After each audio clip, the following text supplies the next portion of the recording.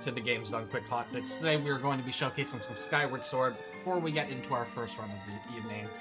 Just a few quick reminders here. Summer Games Done Quick 2025 will be live in Minneapolis, Minnesota from July 6th through 13th. If you would like to volunteer or run at the event, you can submit your applications by March 31st, or you can register to attend the event by May 26th. You can use exclamation SGDQ in Twitch chat, or you can visit GamesDoneQuick.com for more information. Also, you can join the official GDQ Discord, and you can add the Hotfix role, where you can keep tabs on upcoming events, talk with staff, and more. You can use exclamation Discord in Twitch chat for more information. With all of that said, I will hand it over to our runner and commentators here. Let them introduce themselves. Hello everyone, I am 64-Bit Link, and I'm here today to run Skyward Sword Pacifist, which is a relatively new category. And before I talk too much about that, I will introduce my commentators. So I have with me Exodasher. Hi, I'm Exto. I am a Skyward Sword runner as well. Yep. And also a man who needs no introduction, Gymnast86. Hey, I'm Jim. I do speedruns. Yeah, so Pacifist is a category in which we go through the game without damaging or defeating any enemies, and there's a lot of very creative strats that we have to use to skip enemy encounters and bosses, and it shows off credits warp, which is something that is not used in any other category just because it's a fairly specific setup that needs to happen for it that just takes too long a lot of the time. But yeah, with that introduction out of the way, I think we're about ready to get started, so I'll go ahead with the countdown and we can get started. So we'll count down in 5, 4, 3, 2, 1, go. So the first thing is that we're doing this on hero mode, which allows me to skip cutscenes, and that saves like well over an hour by itself. We'll also be taking double damage, and we will have the enhanced Skyward Strike. And yeah, those are pretty much the important differences. So the first thing we're going to do is we're going to have a nice friendly conversation with Fledge here. Now this isn't just to be friendly.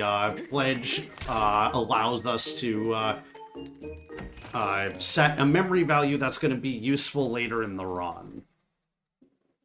And now we're going to head out, we're going to talk to Horwell, and I'll have Exto explain Remlet Jump, which is the next big thing that's coming up. Yeah, so right here at the start of the game, Horwell here is going to tell us a little bit about the controls, tell us how to do some Z targeting, tell us to talk to him, and then he's going to ask us over to talk to him. And if you try and walk away from him, there's going to be a trigger, and he goes, "Hey!" Call it the "Hey guy." And he'll prevent you from running away and continuing the game. But we actually want to go rescue his Remlet, which is stuck up on top of the academy here.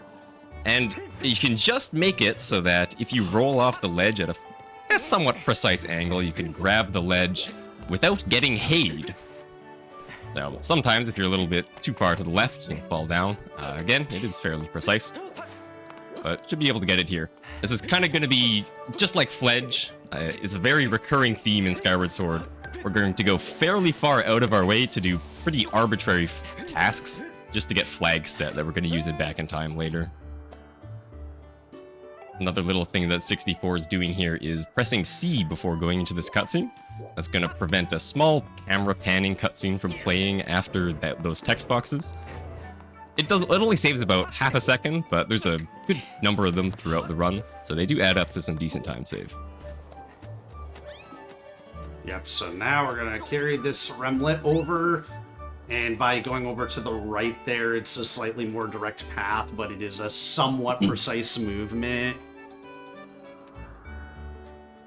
And so now that we've done all that, we're about to perform the first major glitch of the run, so it's a good idea to save first.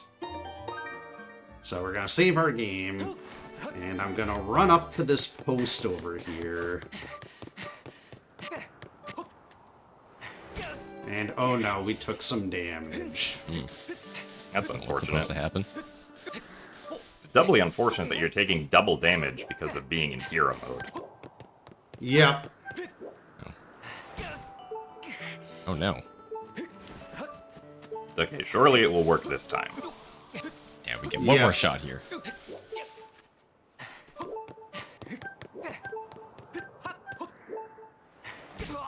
Oh no. Well, We died.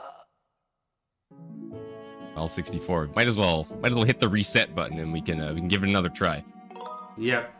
but conveniently hit the reset button right after hitting continue on the game over screen. Surely this will not cause anything weird to happen. Yeah, nothing like falling out of the title screen. So yeah, this is this game's major glitch called Back in Time, which Exto alluded to. So it gives us control of Link on the title screen, and it allows us to do many different things, some of which may be considered to be unnatural. I don't think the developers of the game intended for players to do this, but we can, so it allows us to do some very interesting things. Yeah, so the first thing I'm going to do is save at this statue again. So that's going to save my file on this particular state of Skyloft. And so as we run over here, you're going to see that the goddess statue is open, which is normally not open until you progress a bit further into the game. So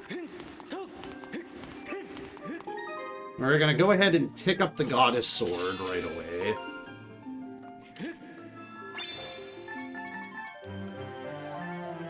Well, at least temporarily. Yeah.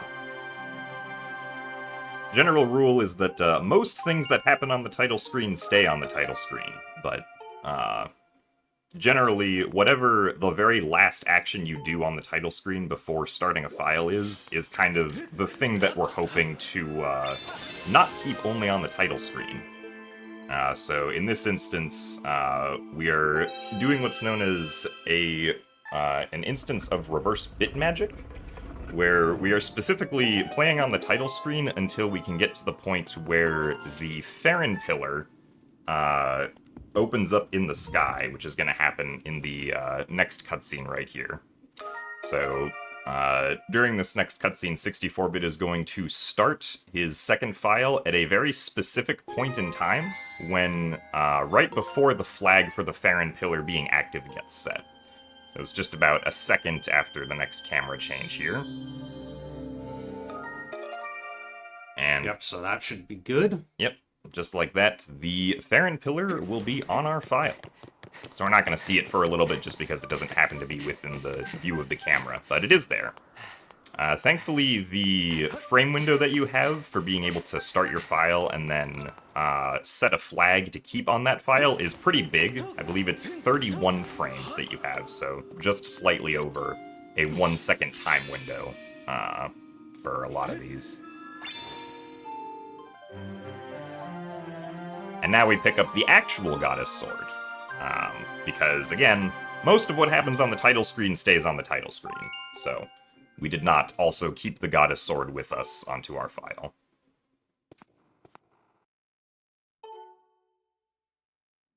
Yeah, and although we're not going to be defeating any enemies, we definitely need the goddess sword. It's required to strike a number of these goddess crests, and it'll also be used in a few other instances to bring down vines or activate other things from far away. Like, we use the Skyward Strike quite a bit.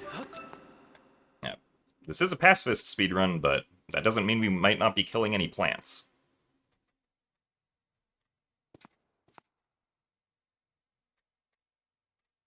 Now, as we kind of advance on our way here, we're going to be doing a little bit of story advancement.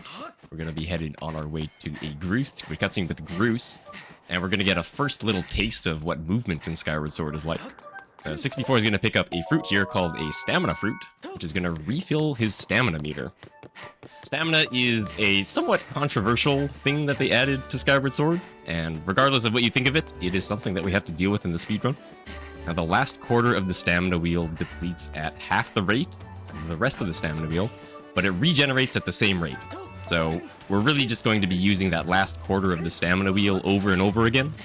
Some things that require stamina are sprinting, rolling, holding onto ledges, leaping up vines. Interestingly, dangling from a vine does not consume stamina. I guess Link has superhuman grip strength.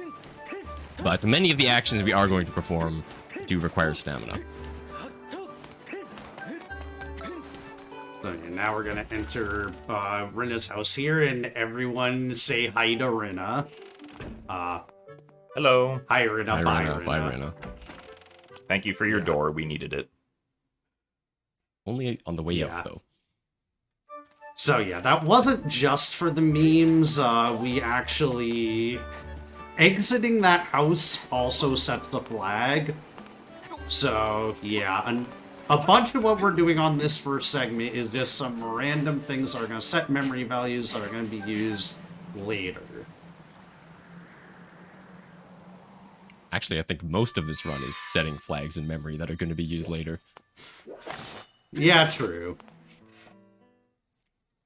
So yeah, now we're entering Waterfall Cave, and this is basically more just getting to the point where we can rescue our Loftwing. And so to set up for some dying of Link later, 64-bit is taking 4 hearts of damage conveniently from the enemies that spawn in here. So now we are on 2 hearts, and just falling from a high ledge or taking damage from another enemy will be enough to cause a game over, which we can use for more back in time.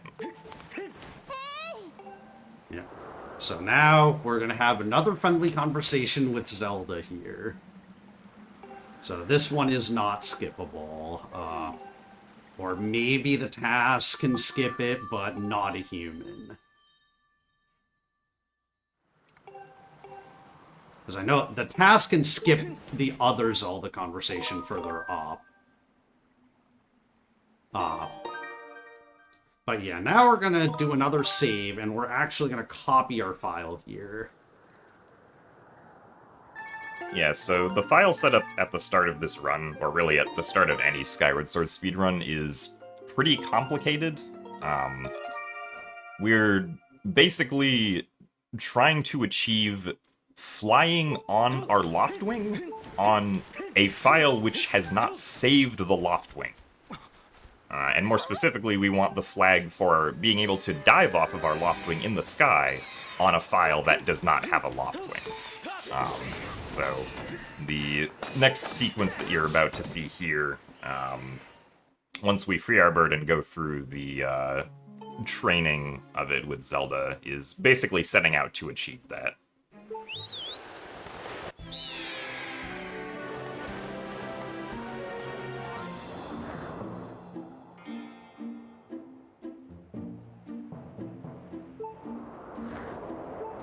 Yep, so now we're in the Loftwing tutorial. Get used to seeing this. You're gonna see this a lot, except put the title screen on top of it. And this is the only version of the sky that does not crash in Back in Time. So, because we do want to later be going into Farron and Back in Time quite a few times, we're gonna have to go through the Loftwing tutorial to get there, else we would crash.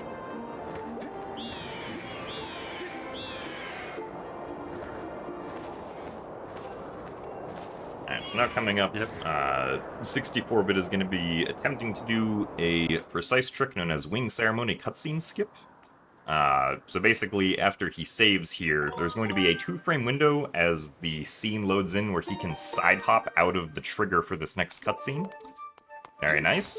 So that saves, I believe, about 45 seconds over the backup if you missed that. So very good. And now, of course, we can die again.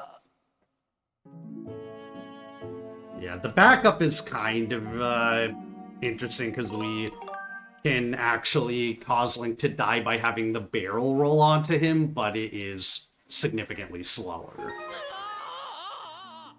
Alright, Alright, so now 64 is doing what is probably the most complicated or technical bit sequence in the entire run, which is he's going to be performing a file dupe. So basically, the way that he's doing is he has loaded the data from file 3 onto the title screen, but then also selected file 1 before doing that, and then saved, which in a weird sort of way kind of copies the data from file 3 to file 1, right? But it looks like file 1 is still a new file, and the game sort of also thinks that as well, despite the fact that file 1 is now basically a copy of file 3. So what 64-bit is going to do is he's going to start this file as if it's a new file, and then perform a sequence in Back in Time called a reverse bit warp, which will allow him to start this file with file 3's data in the sky, which is going to spawn us on a Loftwing. And so because file 3 hasn't saved the Loftwing yet, this is how we get our file that does not have a Loftwing into the sky on a Loftwing, because getting the Phi text that he's about to get here over the Farron pillar gives us the flag for diving off of a Loftwing, just kind of by happenstance, because Phi tells you that you can then dive into the Farron pillar here normally. So all of that is the complicated reason that we have to do all of this. And then we also want to die now, which conveniently there's a Gwei here that we can do this with, but it is very difficult to do this well, because you have to sort of wrangle flying the Loftwing and be able to run into the Gwei 3 times. Yeah, and then the Gwei, I'm not even sure where the Gwei wound up.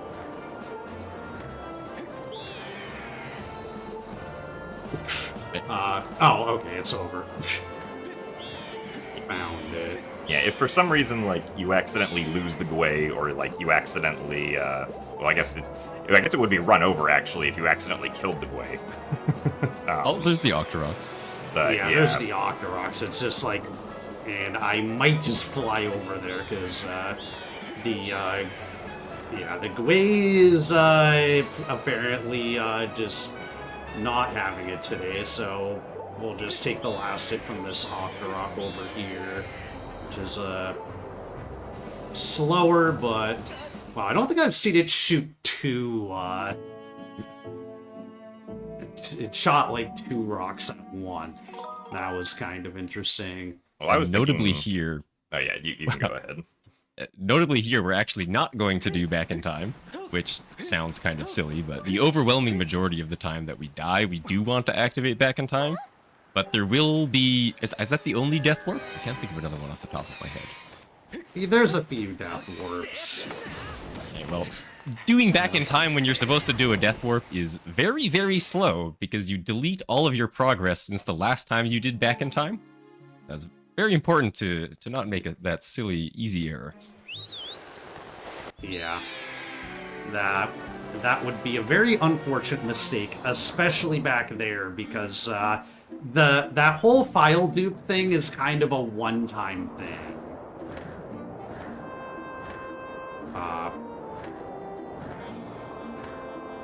Yeah, so now that this file has the ability to dive off of the Loftwing, you're not supposed to have this during the Loftwing tutorial, but we do have it, so we're just gonna kind of leave and not do the Loftwing tutorial.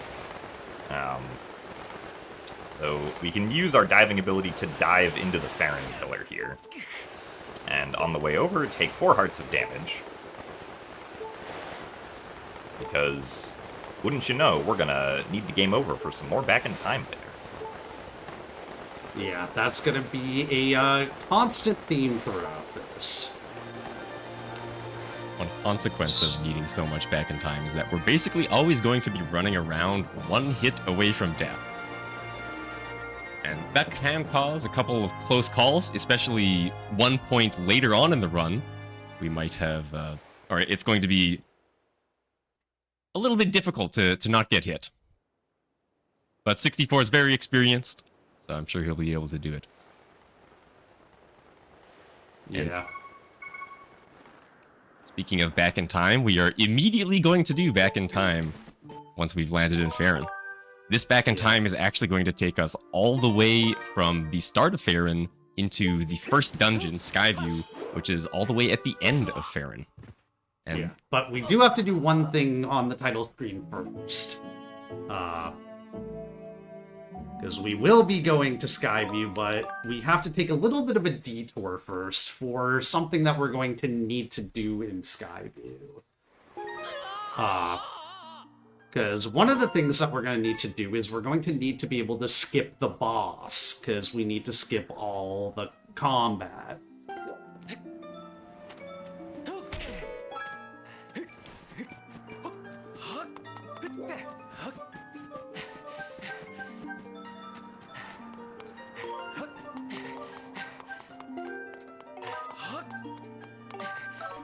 Ow, that is unfortunate.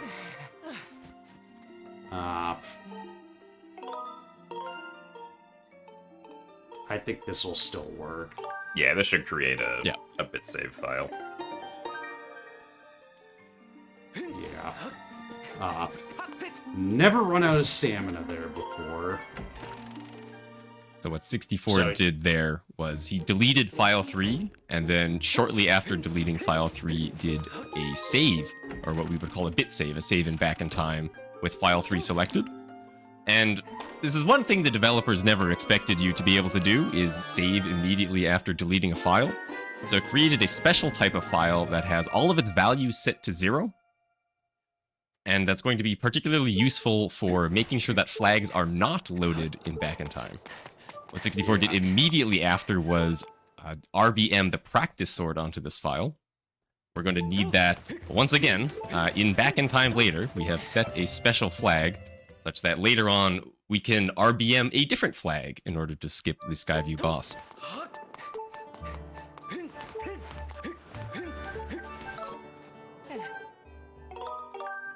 Yeah, so we're gonna be dying to Killing Post again. We didn't really talk much about it because we were memeing about it, but Killing Post is actually fairly precise. It's really easy to just miss the post and just like completely void out and not take any damage. And that is very bad, and oftentimes in PB attempts, if you fail that, it's just reset wrong.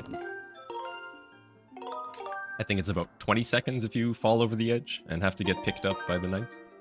Yeah, that sounds about right. Yeah, because the height of the killing post is just barely high enough to take damage from if you jump off of it. It's kind of convenient that it works out that way. Alright, but now we are actually going to be doing the back in time sequence to get to Skyview Temple. And so we're first setting up so that we have, I believe, file 3 saved at the statue there on Skyloft, because we specifically want those coordinates to use for getting into Skyview Temple, so that we don't have to do, like, the first 2/3 of it. And now we're seeing the sky in back in time. This is, once again, the Loftwing tutorial layer, so we're going to see the text on the bottom screen of Zelda being like, hey, did you know that you can do these things with your Loftwing? But this layer also has sort of a barrier that the Loftwing cannot go past, which is why we can't just fly directly to the Farron pillar. We have to get up against the barrier and then dive Link down to the pillar. Since the barrier only affects the Loftwing, but does not affect Link. So this is how we get to Farron in back in time. And then from here we can do all of the benefits of Farron back in time, such as getting into Skyview Temple. So now, because we talked to Fledge at the start of the run here, when we select file 2, this log is going to come down because it shares the same relative memory address with talking to Fledge at the beginning of the run.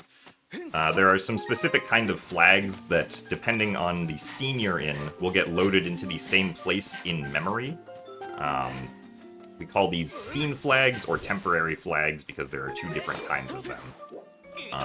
And so the scene flag for talking to Fledge on Skyloft is the same scene flag as pushing down that log in the sealed grounds, because those are two separate scenes. They have different scene flags that share the same relative memory address. So now we're just making our way through Farron Woods here. Normally there'd be a Bokoblin and a Kikwi, or two Bokoblins and a Kikwi that spawn right there, but we are actually in a sort of weird state of Farron in general, where we're on what's known as Layer 0 for all of these maps that we're going through, because a lot of times the way that Skyward Sword is set up is that you need to hit a specific, what we call story flag, which is a flag that is not tied to, like, a specific scene or a specific map. It's a flag that is always loaded at the same address everywhere. But we didn't hit those flags for these scenes, so these scenes don't have their regular states loaded. We just have them loaded on Layer 0.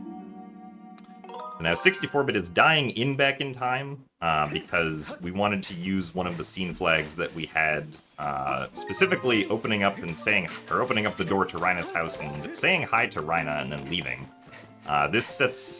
Loading in this flag back in time will allow us to swing on the vine to the deep woods, because normally that vine, by default, is curled up and closed, and you need to hit it with something to knock it down.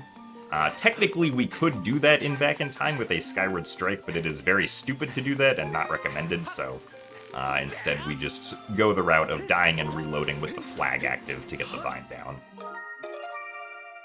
Alright, and now, to finally make our way into Skyview Temple, the flag that we set at the beginning of the run with rescuing the Remlet will automatically cause the opening of the Skyview doors here to happen, which will conveniently teleport Link all the way across the deep woods.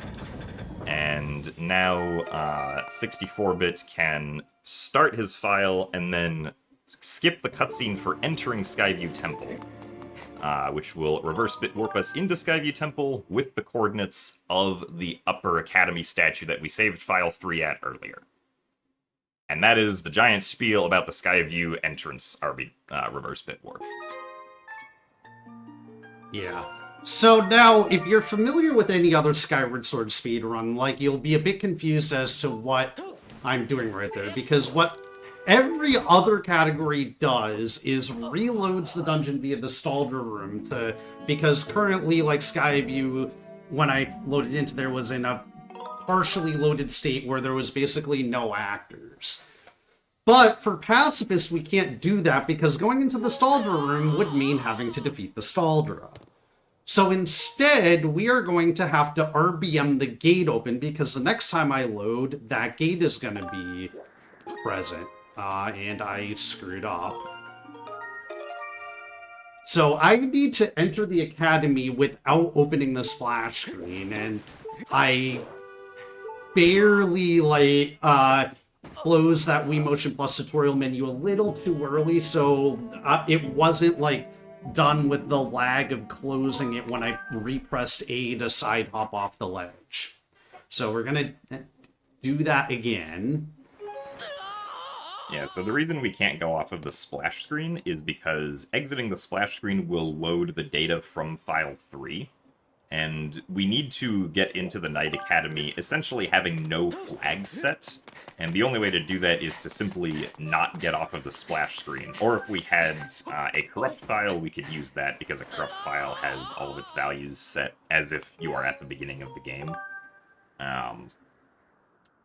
So here we can use the prompt of the Wii Motion Plus tutorial to skip going off of the splash screen when we press A, by instead just using the A press to say no to the Wii Motion Plus tutorial. So now here we are inside the Knight Academy at the beginning of the game.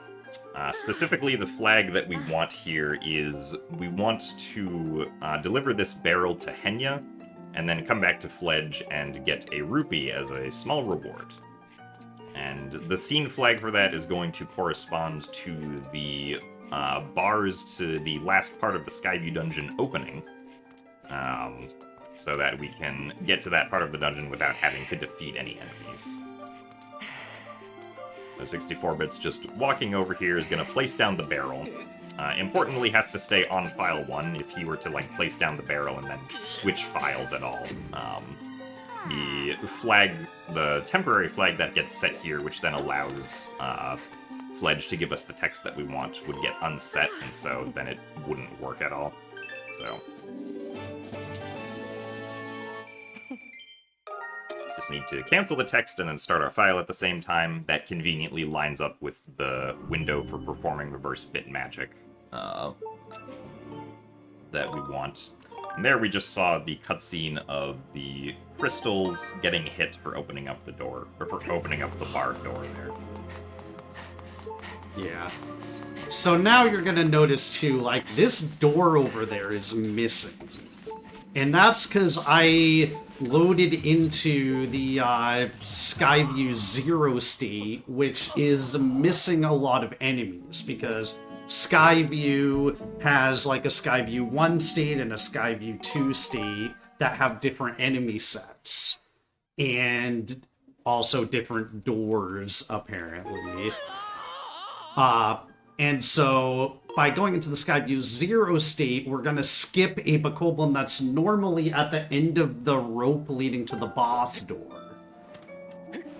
And speaking of the boss door, the next thing we're going to be doing in Skyview is basically just running to the boss. But, of course, this is a pacifist run, so we can't fight Girahim, we can't hit him at all. So, the Back in Time 64 is doing right now is to unlock the door that allows you to leave the boss's arena.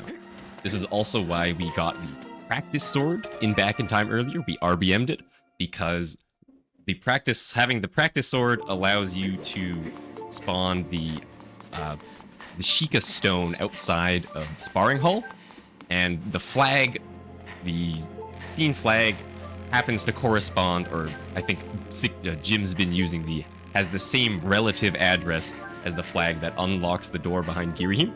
So RBMing that has just unlocked the door behind Girahim for us. We still have to get the boss key, though. And I think Exto can explain vines. Vines are maybe notorious in all 3D Zelda games for feeling quite jank, but there's definitely a special flavor of jank that the Skyward Sword vines have. Sometimes they'll throw you off kind of sideways, and sometimes they'll throw you off completely sideways. Here is actually one of the reasons that we need to be playing on Hero Mode. That vine that was quite far away there, we have to use the Skyward Strike. Normally, you would have the slingshot here, and you could use the slingshot to knock down the vine. But we don't have the slingshot, and in fact, we won't be getting the slingshot. Instead, we had to use a Skyward Strike, and the Skyward Strike in Hero Mode is the same one that you have at the very end of the game in normal mode. So in particular, here it goes much, much further. And now here 64 is going to take the same vines backward. There is a different path that you're intended to take, but you can just barely make it along the vines going backwards, and it's notably faster. So we can just go that way instead. Also H. Yep, also H.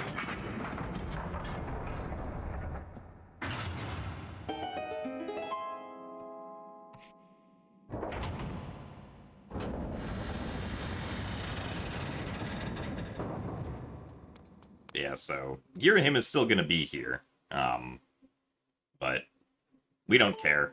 We already opened up the door behind him, so hello Girahim, yeah. Goodbye Girahim.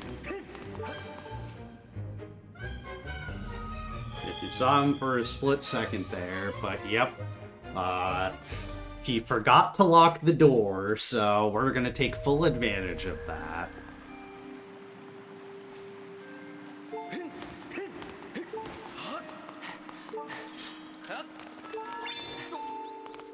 And now we can strike the crest at the end of the dungeon, and we can get the Ruby Tablet, which is going to allow us access to the Elden region, which is the next place that we have to go in the progression of the game.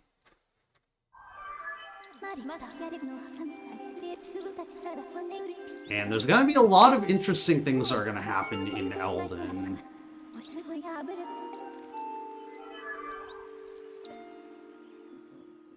Like, the Elden region, probably the most difficult part of this run, but also probably the most fun part of this run.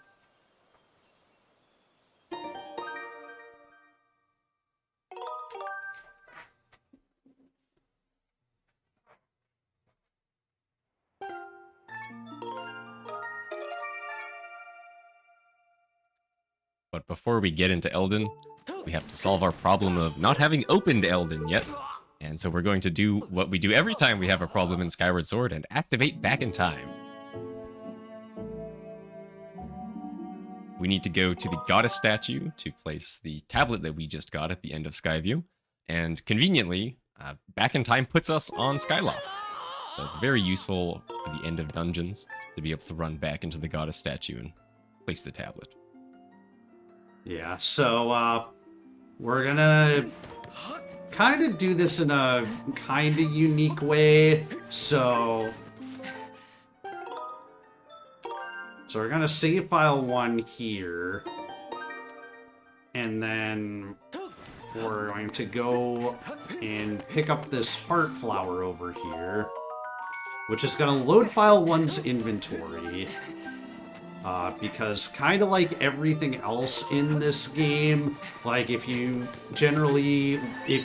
change one type of flag in the game, it will load all of that type of flag, so that loads in the fact that we got the ruby tablet. And now we're at the goddess statue, having flown the Loftwing to get over here.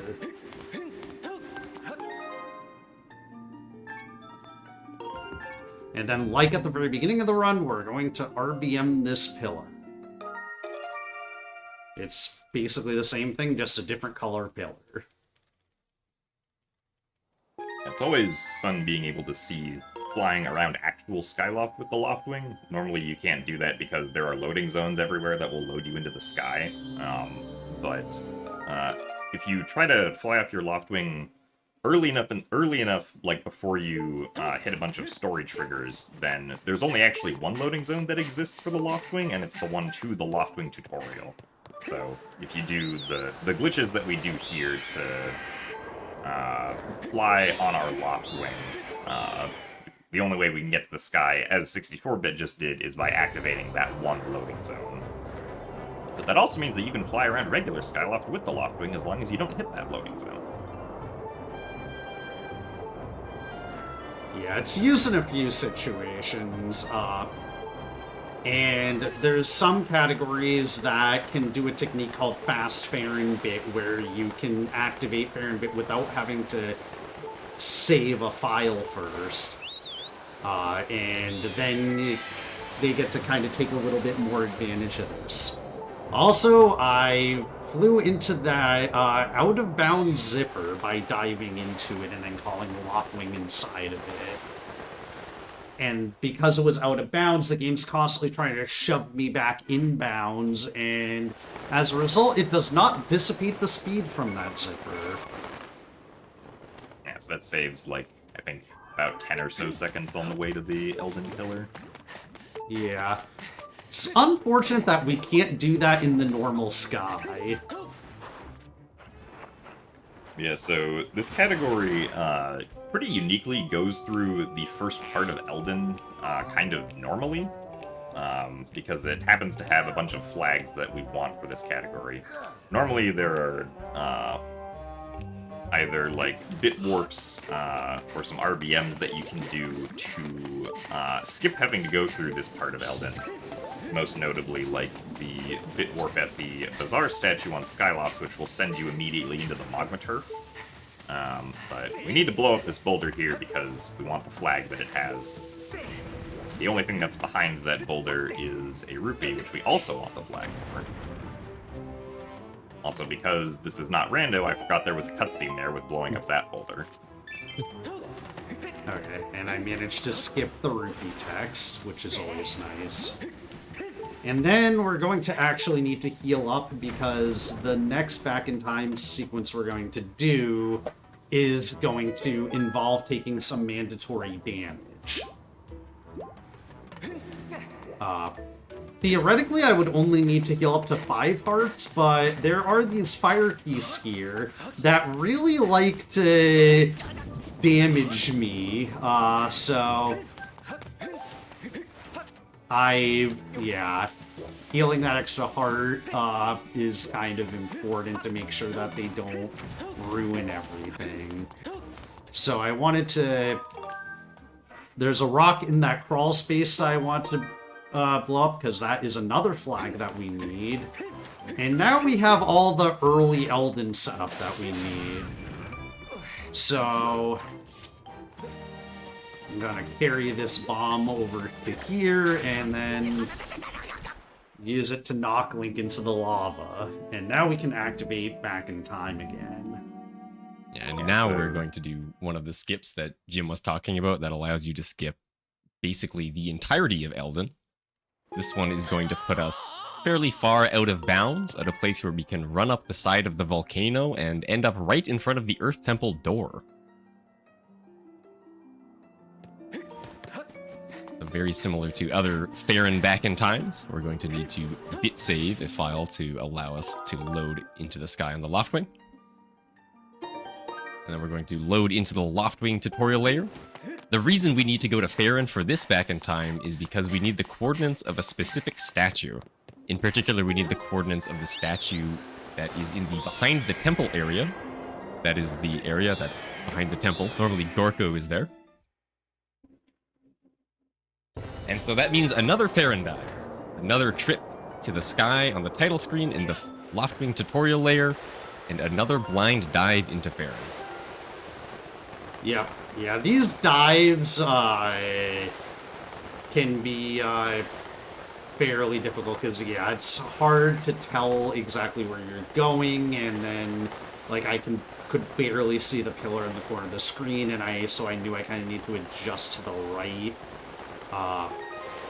And then also the files that I'm selecting here are very important. So I'm selecting file 2 before I hit the pillar, because file 2 hasn't been to the surface, so it will not have the statue selection screen, because the statue selection screen would open up the map, and opening the map will always crash in Back in Time. Yeah, the reason that crashes happen in Back in Time is because of limited amounts of memory, and also memory fragmenting. Certain layers of certain maps will crash because when the game tries to load in the actual file for, like, that specific layer, the file does not have enough memory to be loaded into, or to completely load in. So the game's like, well, we can't free that much memory, and it's just like, no thank you.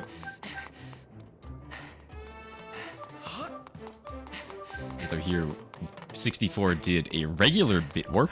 So we've done a couple of reverse bit warps, but this time we did a standard bit warp, where you start a file and save at a statue at the same time. It has enough time to save the coordinates of Link, but not enough time to save the map of Link. So you effectively take Link's coordinates from Back in Time and stick them onto your file. That put us, again, out of bounds in Elden, and we're now scaling the side of the volcano up to the Earth Temple. It's kind of weird that you can do this. You may know that there are slippery slopes in Skyward Sword. There are the sandy slopes in Elden, for example, that you slip down, and it looks like a lot of this terrain would be steep enough for that. But there's actually a special property on terrain that the developers put on every piece of slippery terrain like that. And since this is out of bounds, well, you were never intended to be here anyway. So why would they put that flag on out of bounds terrain? Thankfully for us, that means we can run all the way up the side of it, and again, get to the Earth Temple.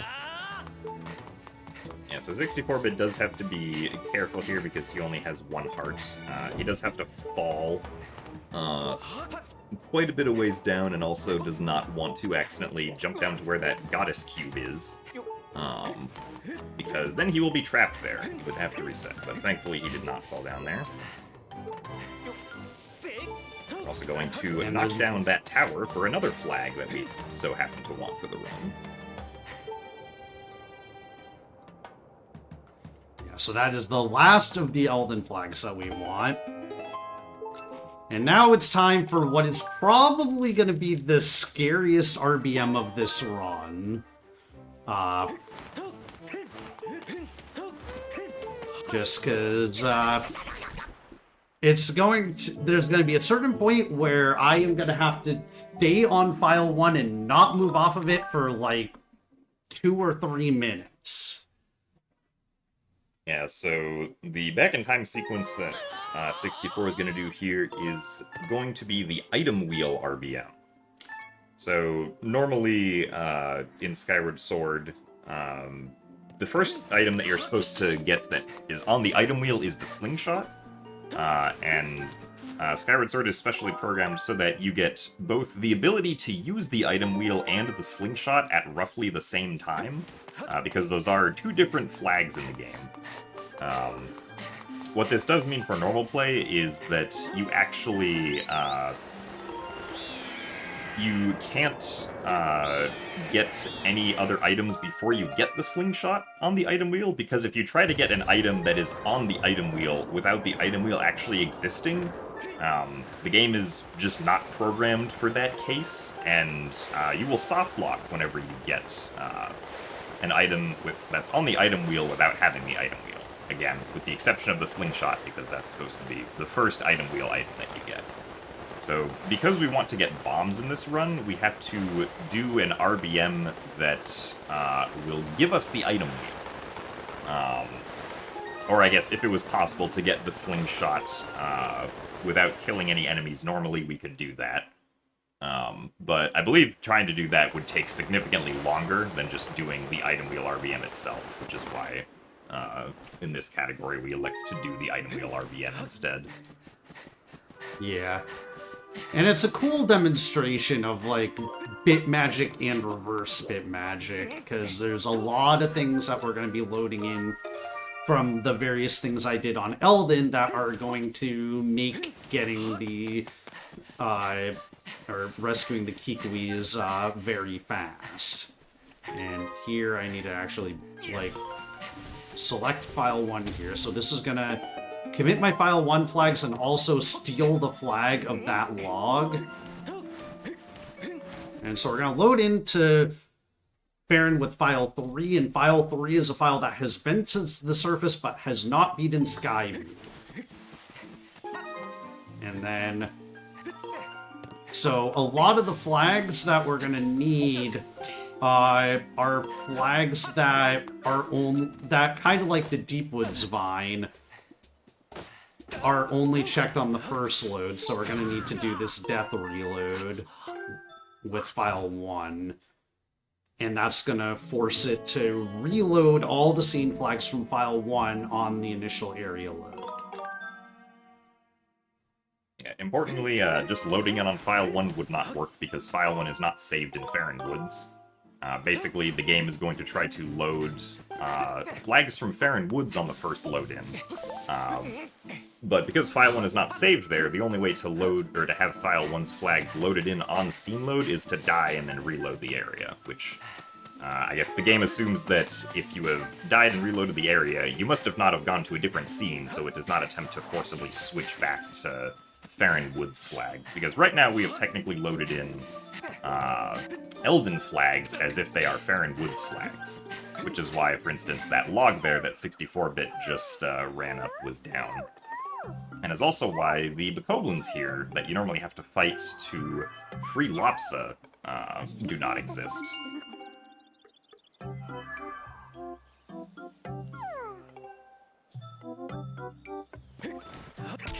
And So now, that during this entire sequence, this is where 64-bit has to stay on file 1 the entire time while rescuing these Kikuis. Because if he selects a different file that is not file 1, he will lose the values for having saved the Kikuis that we have to sort of accrue here in order to trigger the sequence where we can get the item wheel to appear. Yeah, and also reselecting. If I went back out of file 1 and then reselected file 1, it would be the same thing. It would delete all the progress. Yeah, so one of the other convenient things about doing this RBM now instead of potentially having done it earlier is that by beating Skyview first, we actually got an automatic Kikwi save. Beating Skyview does save Machi, who is the first Kikwi that you're supposed to save in the Kikwi sequence. So now 64-bit only has to save the last 3, which is very nice because saving Machi is also the longest Kikwi saving sequence, and normally also involves having to kill some Koblins, so we can keep the Pacifist up by not having to do that. Yeah. Also, like, the rescuing Machi, like, Fi opens the map, which is something that would not work in Bit. Yep.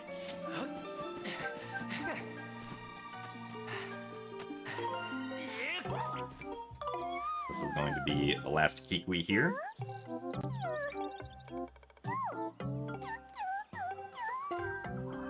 So yeah, the way that I'm ensuring that I don't accidentally move off of file 1 is by putting the copy menu up.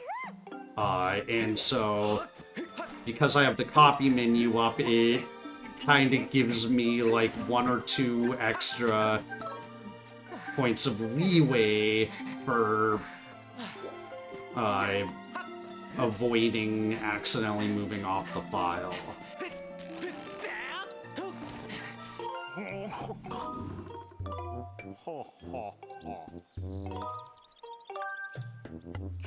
But yeah, now that I'm talking to Buka here, like, I'm pretty safe, because it's just some very simple movement I have to do after this point.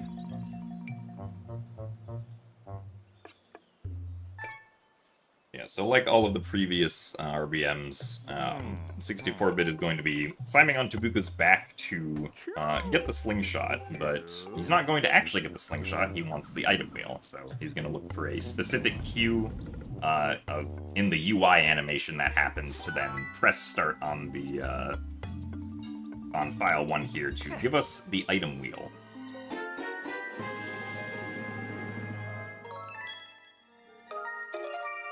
And then the fact that it went up into the corner, that is the specific part of the animation. And now, I just pulled open the item wheel. So, yeah, empty item wheel in vanilla Skyward Sword is not something that you see very often. Our next order of business is once again immediately going to be back in time. And this time our goal is going to be to open the Earth Temple. The flag that we want to find in Back in Time here is the flag for talking to Pippet at the very start of the game. So we're once again going to avoid opening the splash screen and head into the academy so that we can find Pippet. Oh, I think you're thinking ahead. I am thinking ahead. I was thinking of the peg. This is exactly what I did in a practice run from like 2 Yeah. days ago. Okay, disregard what I fairness- said. Think about it later. In fairness, I understand why. Yeah. Yeah. There's like 2 pegs and there's 2 flags. Anyway, what we actually are going to be doing is we're going to be pushing the grave and opening the shed at nighttime. Thankfully, nighttime Back in Time does not crash as long as you do not have the tunic. So we can conveniently use this stranger's bed and sleep until nighttime and head out without the tunic. 64 is then going to push the grave, or I guess first he's going to start the file and then push the grave to open the shed. And that is going to line up in memory with the flag that says that the Earth Temple door is open.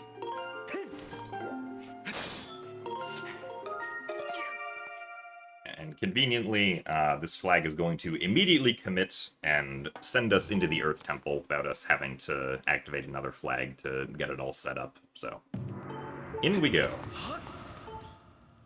Yeah, and then unlike any other Skyward Sword run you've seen, I'm just going to immediately save.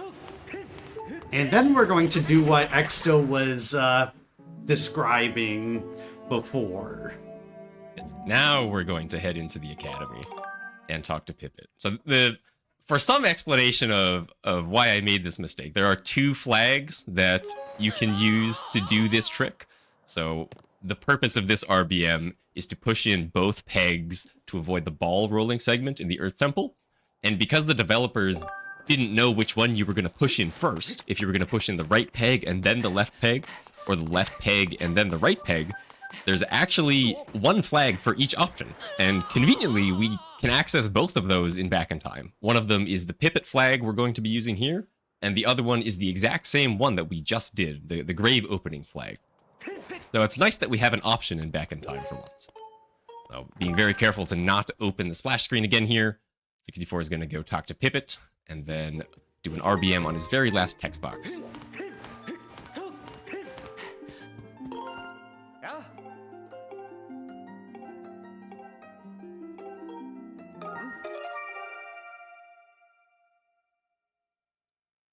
And then I'm going to show you a hidden rupee that you probably never knew existed as soon as I can actually bonk into this pillar.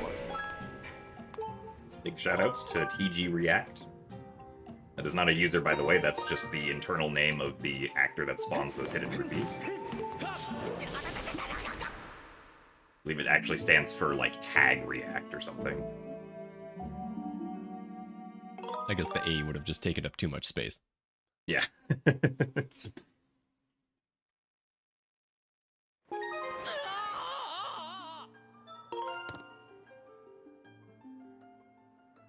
Alright, but now we have some more RBMs that we have to do, because 64-bit needs to get the bomb bag, but normally to get the bomb bag, you have to fight a set of Lizalfos that are essentially the mini-boss of the dungeon. But again, this is Pacifist, so we can't do that.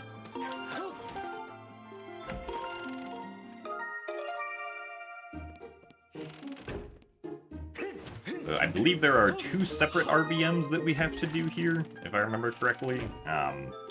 There's one that we have to do, which is going to spawn in the bombs, or spawn in the chest that contains the bomb bag. Yeah, well, that, for the Lizalfo skip, that is actually the only RBM that we need to do specifically for that. Oh, okay. I think in the very beginning, when I was first routing this out, it seemed like there might need to be multiple, but we managed, like, after I did some testing and some conversations with Perpernicus, who's one of our resident glitch hunters, we figured out that we only needed the one. That makes sense. Yeah, because it basically yes, that sets the flag for, I forget like precisely what it is, but it just so happens to do everything that we need. Alright, so now the next order of business is we have to actually get to where the mini-boss is. You saw 64-bit Link cut a rope there, which I believe was just intended to be used for the scene flag commit.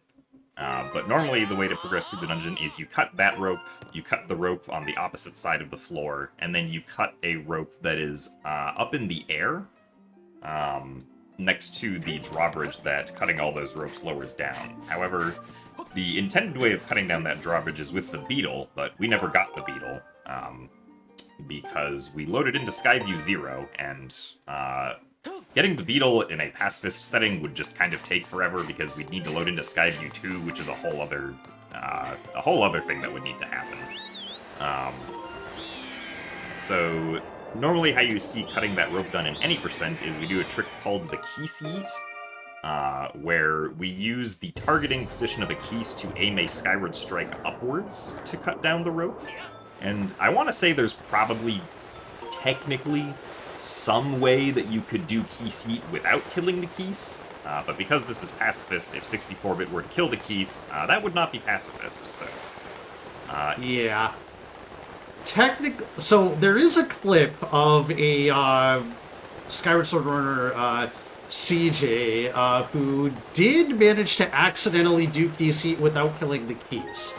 But that doesn't mean that we have a consistent setup to guarantee that we can do that. Yeah. So, unfortunately, we have to do this really slow bit work.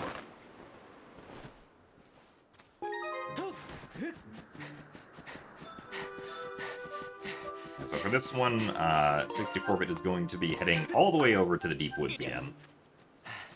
Because the coordinates for the coordinates that we need to skip the drawbridge in Earth Temple, just so happen to be near a statue in Deep Woods, the one that's nearest to the Skyview Temple. So we have to do the whole rigmarole to get to Deep Woods again here. Yeah. So, yeah, unfortunately, the flag for in Earth Temple that sets the log to be down that I just ran past is for opening the boss key chest at the very end of the dungeon, so we don't get to take advantage of that right now.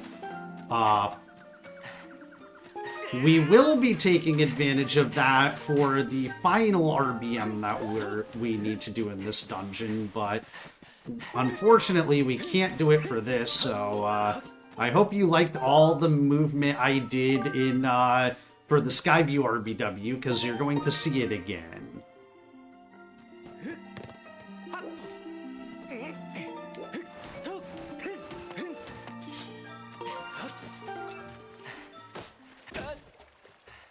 So once again, we have to die and then reload with, this time, File 2 active, because File 2 has the flag for the rope to the Deep Woods being down, or the vine to the Deep Woods being down.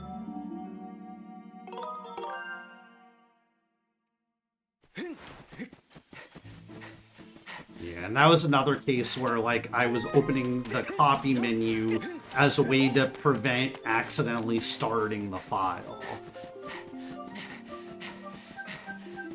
Unfortunately, for in back in time, well, I guess in the entire game, the hotkey or the button to copy is the plus button, which also happens to correspond to the button to open the map.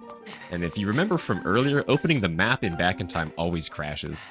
Thankfully, there are times where you can't open the map in back in time, and we can abuse those little downtimes to press the copy button. Alternatively, if you press the copy button for only 1 frame, it won't open the map. So that does allow you to copy files, but if you accidentally press for 2 frames, then you will crash. And here 64 is using the Machi cutscene to teleport all the way across the Deep Woods, so that he doesn't have to run through the Deep Woods. And we're finally arrived at our statue that we're going to use for a bit warp. Now this bit warp is going to put 64 very close to a Lizalfos.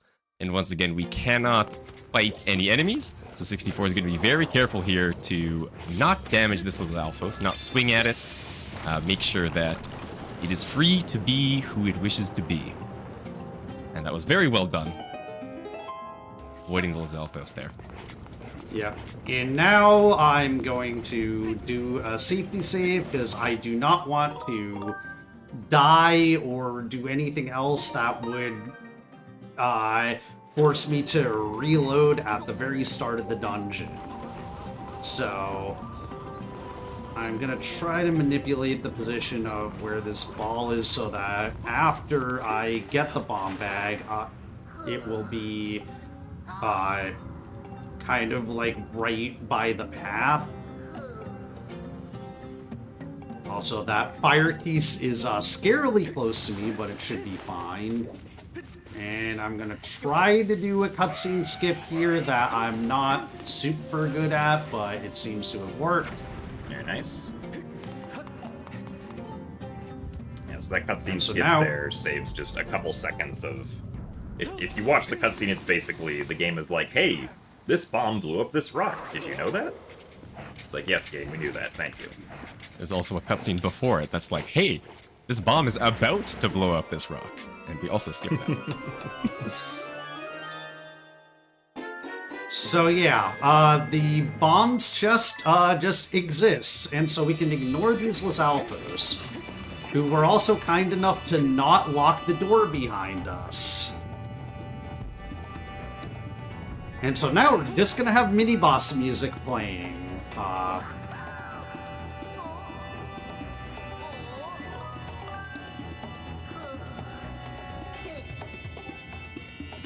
So we need to go through some of this text here just for him to actually officially give us the bomb bag, and then he gives us 5 bombs to use. And now I'm going to be trying to do some particular movement and manipulation of the camera here. So, at about the time that I think that this is going to start going down, I'm going to reverse the camera. And then, hopefully, that bomb is in a good position where it's going to blow up that rock that's blocking that chest, and that is going to be very important for later.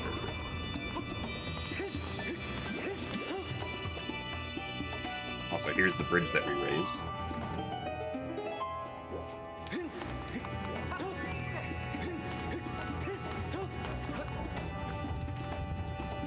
Now we're going to go through this door. And yay, we defeated the mini-boss by doing absolutely nothing. Good job. And we get the normal Earth Temple music back.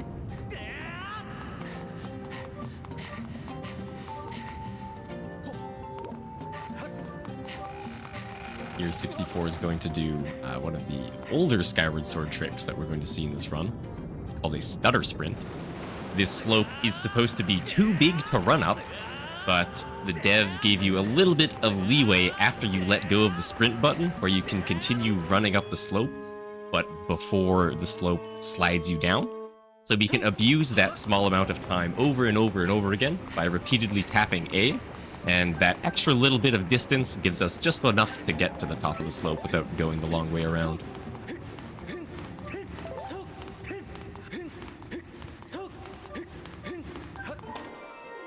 So now we're gonna get the boss key. And we're going to head back down and... oh no, we're gonna get chased by a giant boulder. I don't think that boulder's a pacifist. Someone on the dev team had recently watched Indiana Jones and was like, what if? Yeah.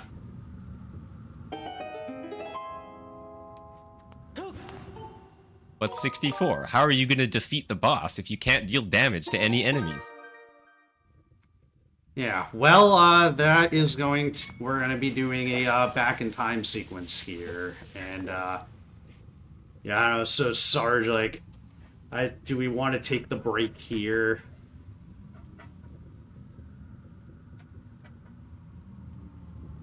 Yeah, we can take the break here. So yeah, during these longer runs, everybody, we like to take breaks about every hour or so everybody can get up, stretch, get some water, anything y'all need to do. Just a quick reminder before we go to that break, if you haven't missed out on any of our other Hotfix shows or events like Back to Black or Frost Fatales, you can always check out the VODs over at youtube.com/gamesdonequick. With that said, we'll take a quick... Hello, everybody, and welcome back to the Games Done Quick Hotfix. We are showcasing a Skyward Sword Pacifist run. We're in the middle of the run here, so I'll hand it right back over to you whenever you're ready. If you just want to give a quick countdown. Go. Yeah, I'm pretty sure I saved. I'll just resave to be absolutely sure. But yeah, so just before the break, we were talking, or we were saying, so we have one more thing we have to do. So this is a pacifist run, which, if you're just joining us, means that I'm not allowed to damage or defeat any enemies. And so we have such an enemy coming up, Scaldera, so we need a way to get past Scaldera without defeating him. So we're going to use this game's major glitch called Back in Time, and we're going to use it to perform an instance of reverse bit magic to set the value for the ending door to be open. If you've been here for a little while, you've probably seen this song and dance a few times now. We're in Back in Time. We're looking to head into Farron to do some more advanced Back in Time. So we're bit saving a file that is going to allow us to call the Loftwing and enter the Loftwing tutorial in Back in Time. We also did some tricks earlier in the run to be able to enter the Loftwing tutorial with the ability to dive off of the Loftwing. And so we're going to use those two in combination with the Farron Pillar being open to dive over to the Farron Pillar in Back in Time. There's an invisible wall in the Loftwing tutorial, but thankfully it's only for the loft wing. Link can dive through it with ease. And then just one blind dive towards the Farron pillar later, and we'll be in Farron in back in time.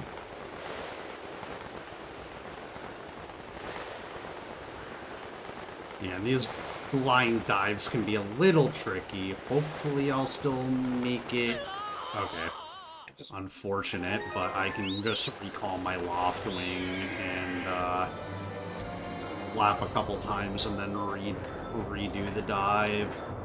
Yeah, the texture of the clouds makes it really hard to know what your actual orientation is for some reason. Like, which is why sometimes we will just be off from where we actually want to dive, because we are just not diving straight, but the textures that we're seeing below don't really seem to change depending on how we're diving, aside from the actual pillar that we can see, which makes it very obvious what our orientation is. Thankfully, we can retry the dive a number of times. Eventually, since we do have to press A couple of times, we are going to run out of Zelda text, and the loft wing tutorial will end. But yeah, I don't know how many times you have to fail for that, but it's definitely more than I think 64 is going to be failing here, so it's not something we're going to have to worry about. One thing we might have to worry about, though, is if we stay on the splash screen for too long, then the intro cutscene will start to play, and that will also take us out of back in time. Thankfully, we can avoid that just by advancing off the splash screen regularly, or just staying on the file select screen. Yeah, so for this instance of reverse magic, we are once again going all the way to the deep woods. But this time we can do it a little bit faster. Because first of all, we have this log now because we opened the boss key chest. And then the other thing that we have that we didn't have before is the bomb bag, which is actually going to be useful.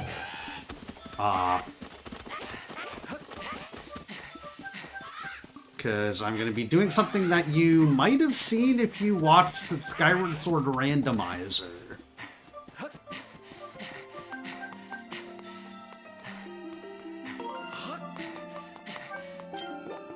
So I'm going to pull out a bomb here, and then I'm going to wait a certain number of flashes. And it's going to bring down this vine. So this time, no need to do a full area reload.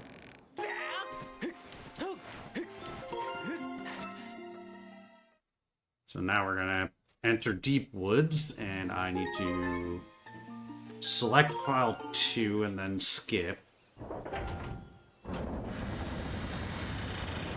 And so this is gonna teleport us to Skyview again. And this sequence is going to get interrupted by some Phi text. And now we have control. So we're going to use that to kind of go a bit backwards and then up to around this log here. And then I'm going to start my file and then roll into this text trigger here. This is another kind of scary RBM because it's really hard to tell if you got it or not, but I've been pretty consistent with it recently, so it should be fine. Because basically the flag sets like at the very beginning of Gorko's text. Yeah, we're not going to see if this one actually worked until we get into the boss arena, so that's why it can be a little bit scary.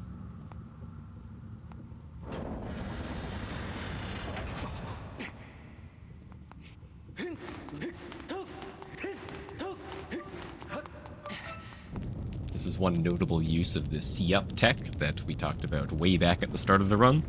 There's a very long, and I say very long, it's probably 0.75 seconds long, but it feels very long, cutscene zooming into Link there. But we can skip it by holding Z up. And now we're going to collect some bombs for later.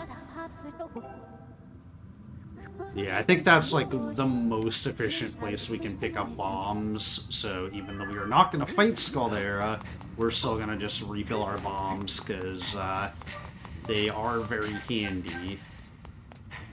And so, yeah, that was successful because we did not get a monologue from Girahim.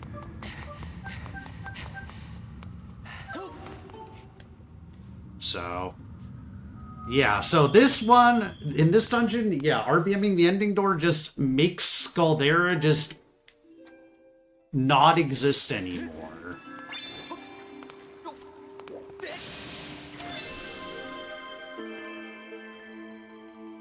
So, we have now skipped 2 bosses. And now have the Amber Tablet, which gives us access to Lanayru, which is where the game really starts to break.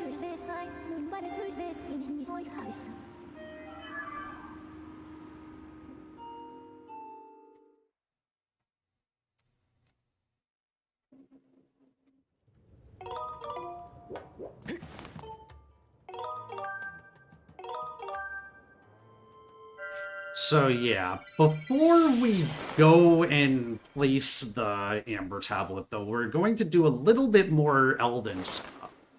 So earlier we did a bit warp that allowed us to skip pretty much all of Elden, but we're going to dive back into the pillar, and we're going to land at that statue that we saved at earlier. And it turns out that that statue has a very important entrance value. And we're going to want to keep that entrance value for a back-in-time sequence later on.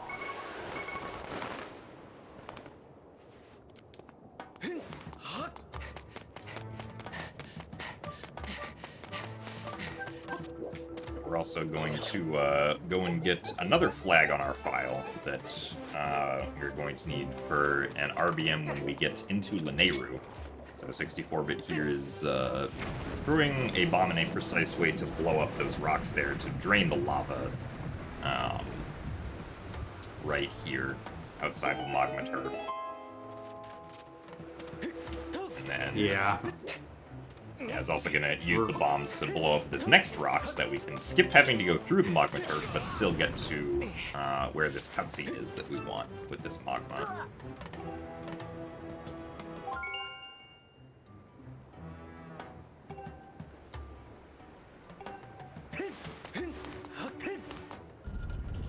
Yeah, okay. Unfortunate no circles. If you roll into that at exactly the right angle, Link will just run around in circles a bunch.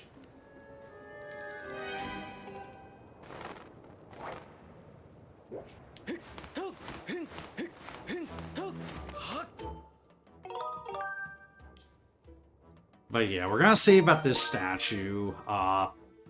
So we're actually going to want to land there much later on in the run. So that is all the Elden setup that we need.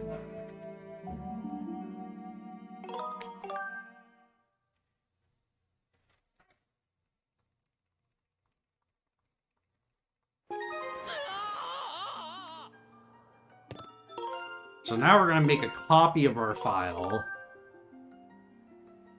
Because that way, yeah, we can have these Elden flags, and also that we still have that entrance value for landing at the Volcano East bird statue. But we did overwrite the file that had Skyloft flags, which means we don't have an easy way to open the gate anymore. And we're just going to do a simple bit save of our file here. Because there's not really a faster way to do this. Because we're going to want to finally... Like, we've spent a lot of this run in Link's pajamas, not having Link's signature green tunic. But we actually do want to get Link's green tunic, because that does make getting into the sky and back in time faster, and also is going to be necessary for us to get to Lanayru, because the Lanayru pillar is in a place that's not really reachable from the Loftwing tutorial. Yeah, it's unfortunately very far away in the other direction of the sky compared to where the Loftwing tutorial bounds are, so just by necessity we have to be able to fly into the sky on a non-Loftwing tutorial lair, which is what getting the tunic allows us to do.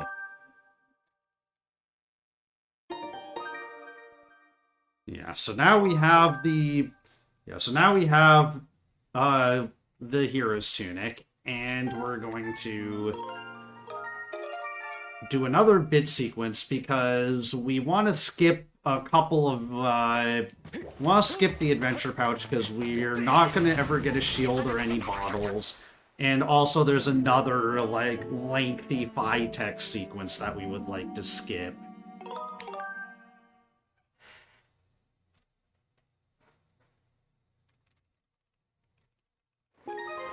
And so all we're going to do here, like this is probably one of the shortest back in time sequences we're going to do in the run, is just bit save at the Bazaar statue. And technically we could do another Sky RBW here.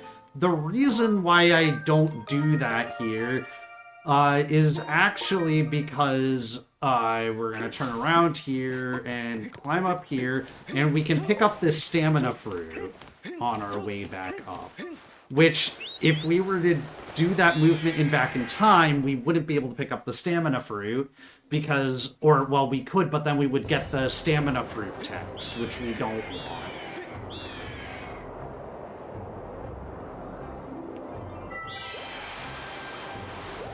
And now we can fly to Lanayru.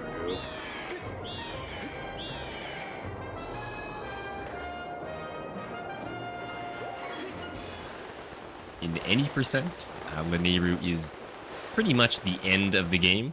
What we do is glitch our way into the boss rush, and then use a special statue at the bottom of the Girahim 3 fight to get into the real Girahim 3 fight. But of course this is Pacifist, so we can't fight those bosses. So we're going to have to find a bit of a more special way to get to the end of the game in Lanayru this time.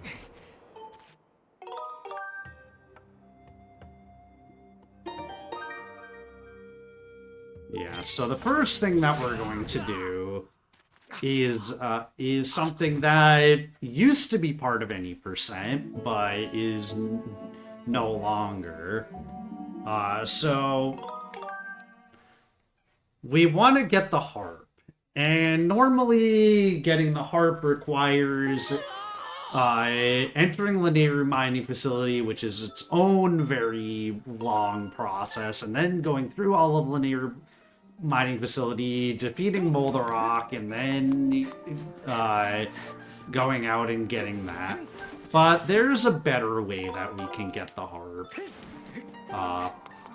And so we're going to be saying hi to another one of Skyloft's residents.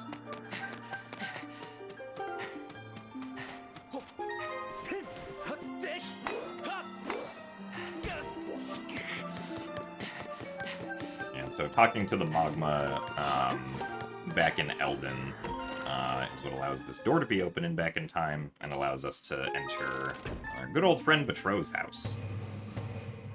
Yep. We've got this really scary monster here. Okay, I'll open this file. We don't have to see the scary monster.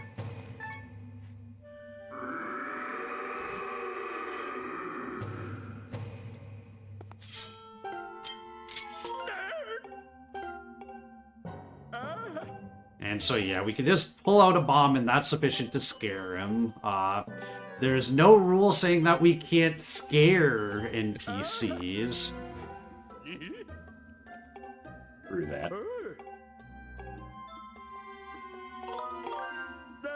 And now we are going to RBM the flag for a certain bird statue.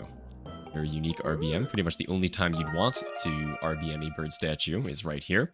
And this is a very special bird statue. It is a bird statue that is in the area that allows us to get the harp. Now, normally in this game, in fact, every other dungeon except Lanayru Mining Facility, at the end you kind of just get teleported out. There's no exit.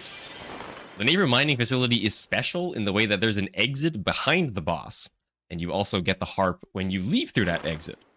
Thankfully, there's also a statue back there. It's kind of a miracle that this all lines up like this. So we RBM the statue, we return into Lanayru, we dive to the statue, then we can enter Lanayru Mining Facility from the end, exit, and get the harp. Yeah, it's also very convenient that in Lanayru, the statues are all scene flags. Because for most of Eldin and Farron, the statues are actually story flags. So you would not be able to RBM those aside from actually checking the statue itself, which is kind of redundant. So very convenient that for the most useful statue, it also just happens to be a scene flag that we can get right at the beginning of Lanayru. Yep, so I hope you enjoyed that trip to Lanayru Mining Facility, because that was it.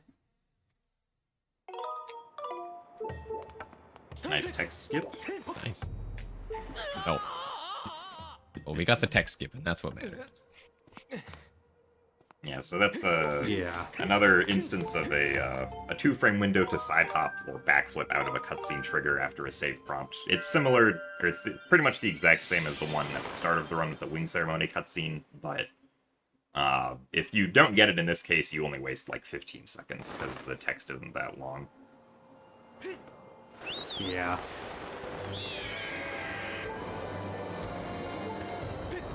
But yeah, I'm happy I got both of those, because, yeah, that's always one of those, like, moments that in any Skyward Sword run, especially the Wing Ceremony cutscene skip, because at a top level, it's pretty much a reset if you miss it.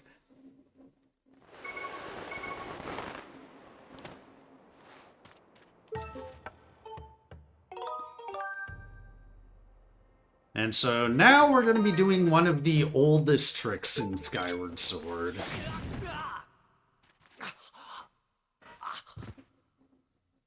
The Lanayru Mine Upper Academy Bit Warp. I believe this trick has pretty much always been useful in any percent. Since it was discovered in 2012. Yeah. Except for, like, the year or so before, like, after RBM was discovered, but before... Or after, like, Fahrenheit was discovered, but before early boss rush. Oh, that's true, yeah. In that case, we... Yeah, there was, like, that... That, which was the first any percent route that I learned. And that, you just got the harp and then dipped out of Lanayru. But yeah... Then early boss rush made that bit warp important again.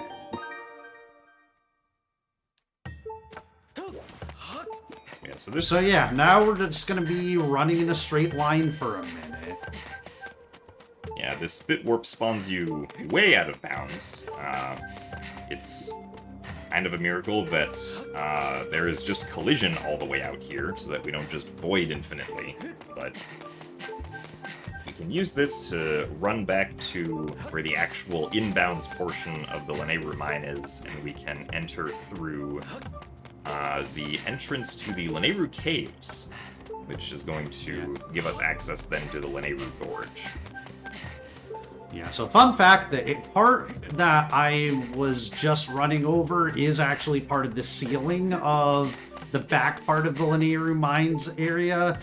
And in randomizer, if you hit one of those time shift stones, that collision goes away. It's really interesting that that happens. It's something that, like, in a vanilla run, you'd never run across, but sometimes randomizer makes you do weird things that suddenly, like, cause strange interactions.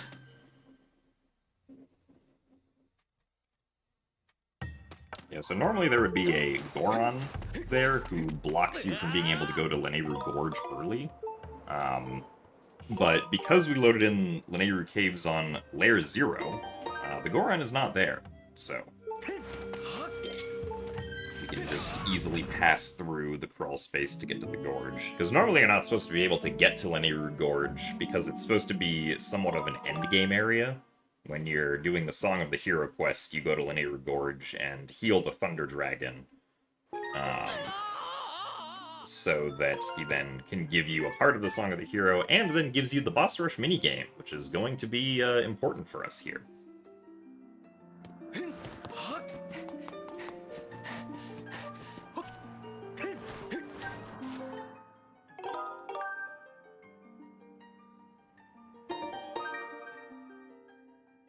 Yeah.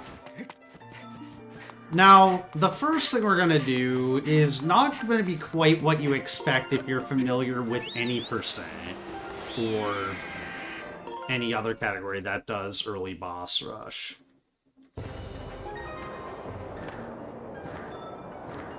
So remember when I talked about how that entrance value of that bird statue was important? Well, now is when it's going to start mattering, because this is when we're going to do a trick called the cutscene wrong loop. And, so maybe Jim can explain cutscene wrong warps. Yeah, so cutscene wrong warping is a precise trick that you can do in Back in Time. Basically, what we're going to do here is we're going to load onto a specific map, specifically inside the sealed temple in this case. And then 64-bit Link is going to die on the title screen. And he's going to attempt to start, I forget what the order, I think it's continue and then start. He's going to continue after the game over, and then within a 2-frame window, press start on his file, so that he can get back in time to very briefly load in the entrance value that's saved on our file here in Eldin. And that will cause the game to, very briefly, before loading in to File 2, load in as if you came through that entrance value here in the sealed temple. So we'll see if he can get that right here. Okay, so that was a little bit late, but that's fine. You can just try it again. Yeah, late is much better than early. So what this is going to do is it's going to start a specific cutscene that can then be skipped. And what we want to do is we want to start that cutscene and then skip it as our file is loading in to essentially use it as a reverse bit warp of sorts. Alright, very nice.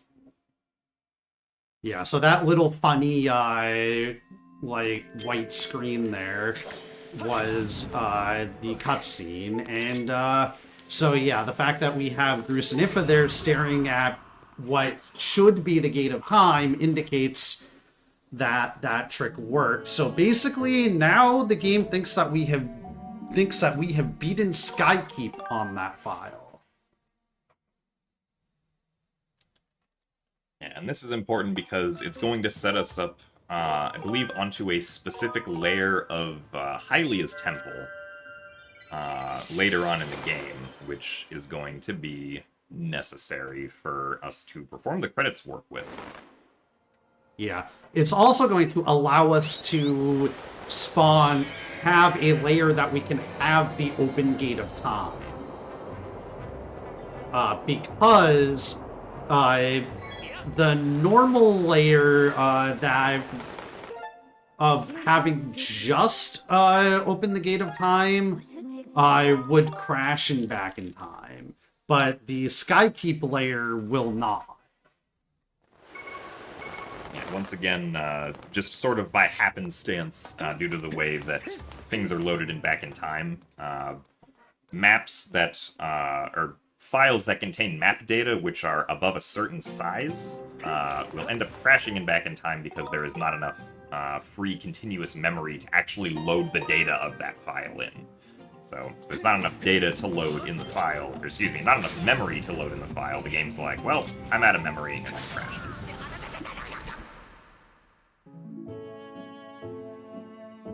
Yeah, so now I flew that file back into the Earth Temple and resaved there. Because Earth Temple, like, I went out of my way to do a couple of things that are going to set important flags for this next RBM. And this is probably now the RBM that you're expecting to see if you're familiar with any percent. Because we're going to do the same kind of early boss rush that Exto is referring to, but we're going to be doing something different with it than what any percent does.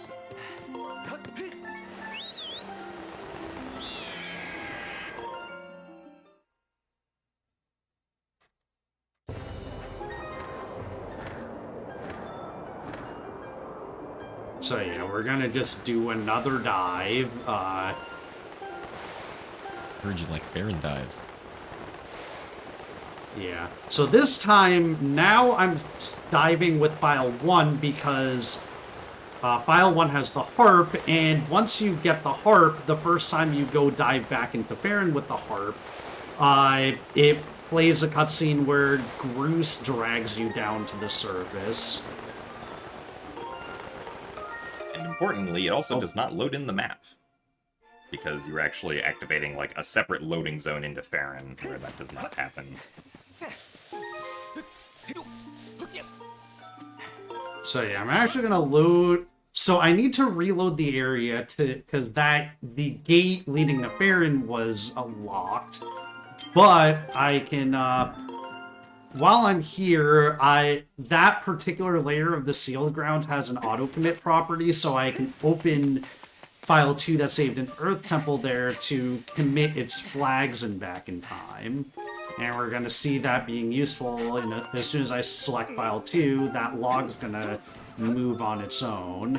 And then I'm going to load in with File 3.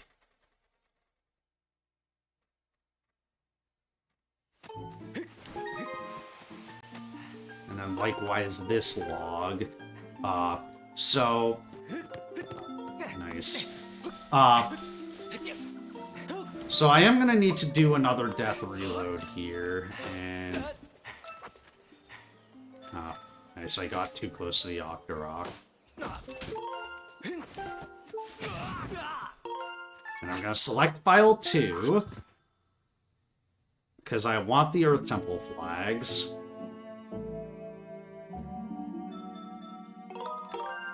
So the flag we're looking for is talking to Machi at the beginning of the Machi chase sequence.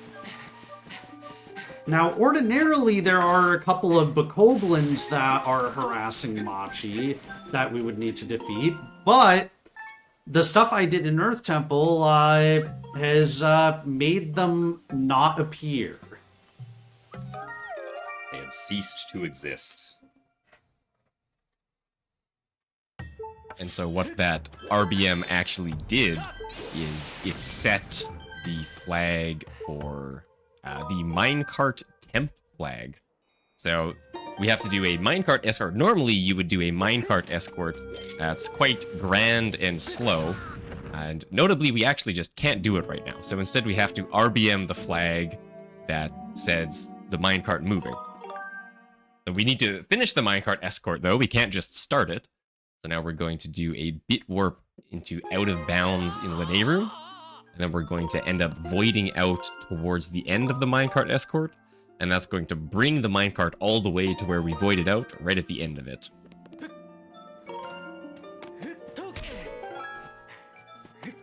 Yeah, very annoyingly, there is actually a way that you can RBM the minecart directly to the end of the minecart track, but that actually does not work for the purposes of getting the Thunder Dragon healed, because the minecart very specifically must pass over a section of terrain right before it gets to the end of the minecart escort sequence.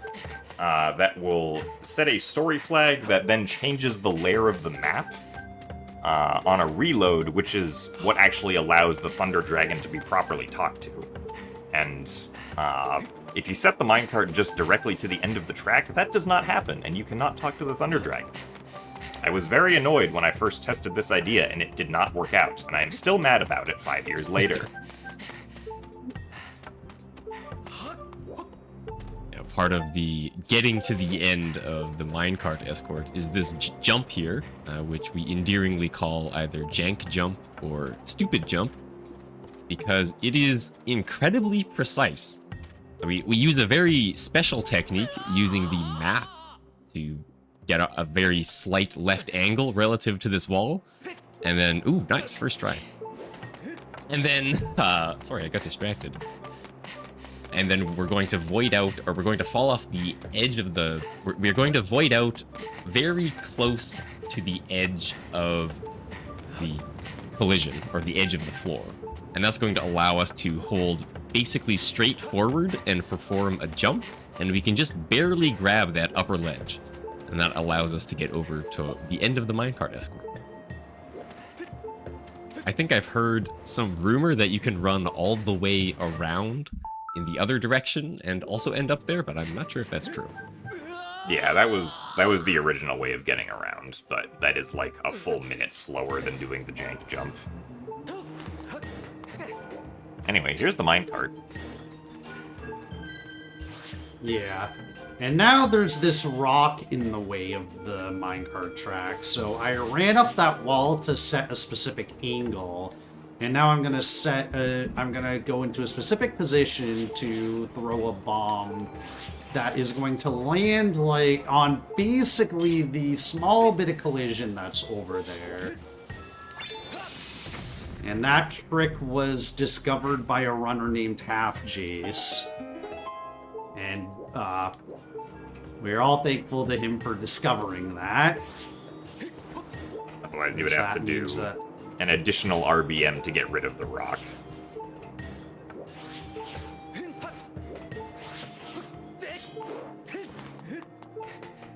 Yeah, so at this point... yeah. There's not really much for us to do. So... we can enjoy some harp playing while we wait for the minecart to reach the center.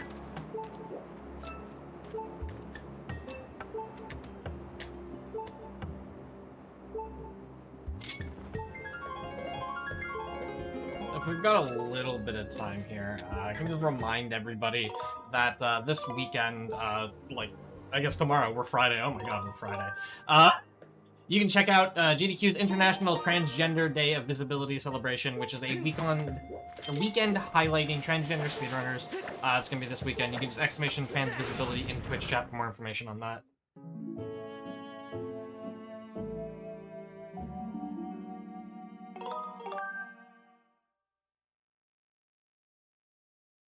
Yeah, so the alternative to blowing up that rock with a bomb is to just do a reverse bit magic sequence that sets the flag for the rock having been blown up, if you don't happen to have bombs there. Or the hook beetle, I guess, but I don't know a situation where you would ever have hook beetle here, but not bombs. Yeah. Well, Hundo has hook beetle there. I mean, it technically has bombs too, but yeah. So, Hundo kind of gets the easy method.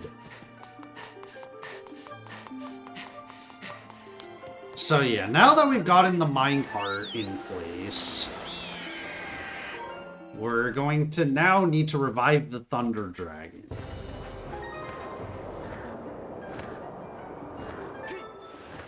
And this is an RBM sequence that used to be part of any percent and was frequently the end of any percent runs because it was fairly because it's a little bit awkward because you kind of have to start your file with a motion input or relative to a motion input.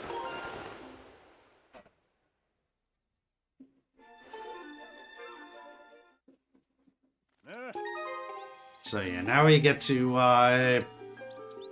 have a conversation with Groose here. Because yeah, normally the way that you heal the Thunder Dragon is you have to go dig up the Life Tree seedling, and then go plant the life tree seedling in the past in Hylia's temple, and then pick up the life tree fruit in the sealed temple where it then grows. But doing that would take way too long, and also we don't have digging mitts. Can't actually get digging mitts because that would require killing enemies, so instead we're just going to do reverse bit magic to set the flag that says the Thunder Dragon has been healed. Yeah. So yeah, we were hoping maybe to turn Groose to join us in our pacifism, but he is having nothing of that. To be fair, we did also intimidate Batro earlier. We weren't exactly setting the best example. Yeah, true. Yeah, so the flag that we are attempting to RBM here is the flag for finishing the harp tutorial. Or at least the flag that gets set after finishing the harp tutorial here. So 64-bit has to go through most of the harp tutorial here, and then attempt to start his file right before the very last strum of the harp tutorial here. So, the way to know if this worked is that if it did work, Fi will immediately jump out and talk to us. Which unfortunately did not happen. Yeah. So, unfortunately, we just have to do this back in time sequence again. Thankfully, with most back in times, we do have the option of just trying them again, though. Because as Jim mentioned very early on, pretty much everything you do in back in time just doesn't actually end up being applied to your file. So we can just try it again.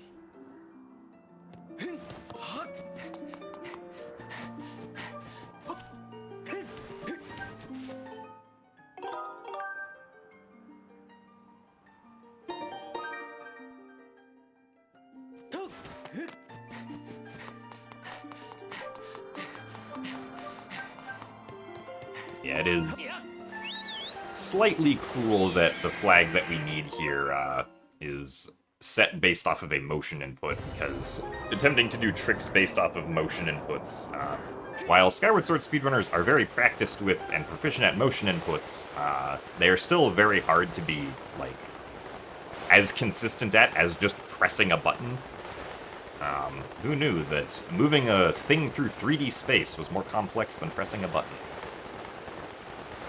Yeah. And especially with, like, the way that the harp works is that...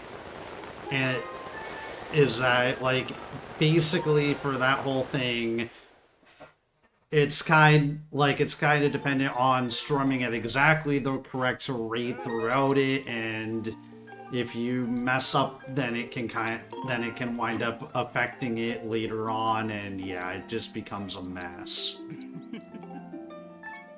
Interestingly, I believe the flag we are RBMing here is actually the same flag that we set very early on in the run for saving Mia, the Brimlet on top of the Academy.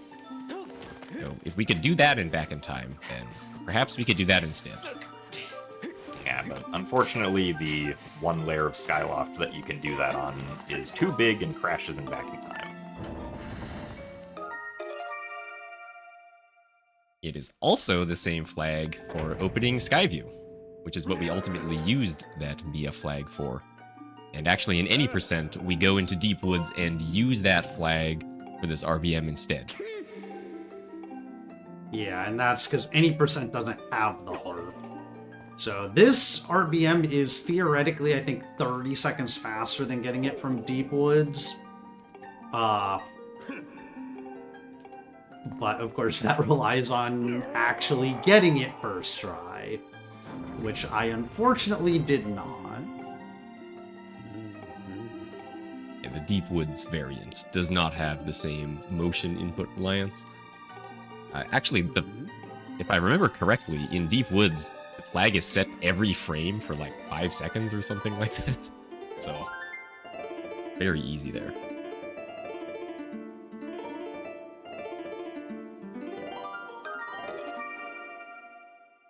Okay, that felt good, but the first one also felt good and didn't work.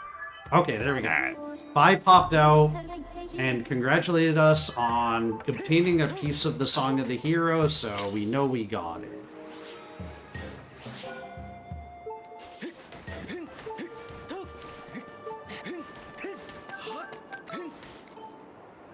we can talk to the Thunder Dragon.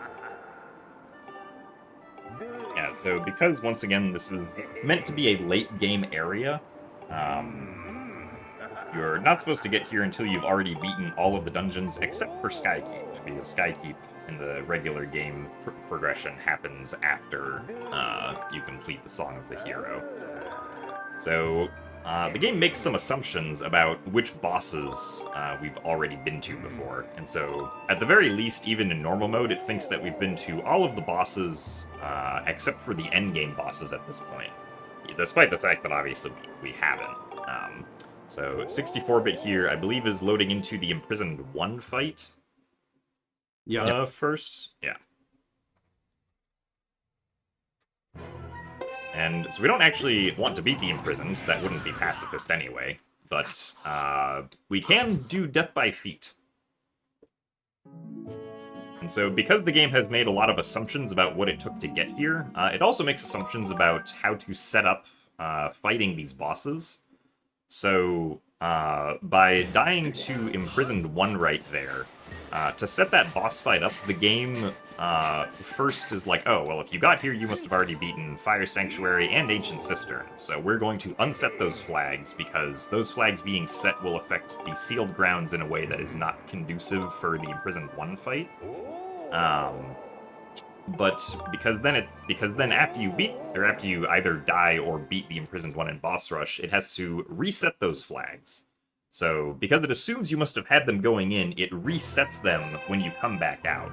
So now the game believes that we have already beaten the Ancient Cistern and the Fire Sanctuary by dying to the Imprisoned 1 there. And then, let's see, dying to the Imprisoned 2 here, I forget actually what flag this sets. I think it sets the flag for having beaten Imprisoned 2. Is that this? Yeah, I'm pretty sure that. Yeah. That's at least the most important flag that it sets. Yeah. Been a while since any percent has had to do this.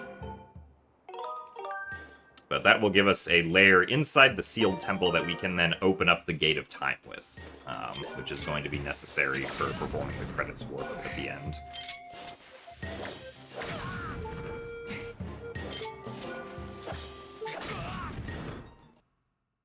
Yeah, so now we need to actually set up the credits warp.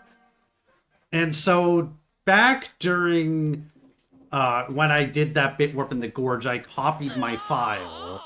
So I can now I'm now going to go and we're gonna return to Rina. We went in and out of her house at the start of the run, but we're going to head back there now and actually talk to her because she can give us 5 gratitude crystals. Yeah, so conveniently, the RBM that gave us the harp statue also set the flag that allows us to start doing gratitude crystal quests in the game. And the first quest that or one of the first quests you can do is letting Rhina know that her child Kukiel is safe. So Rhina's going to thank us for making sure that her child is safe and is going to give us 5 gratitude crystals. We're going to RBM those 5 gratitude crystals onto our file. And so now we have 5 gratitude crystals. Yep, and then just to show, yep.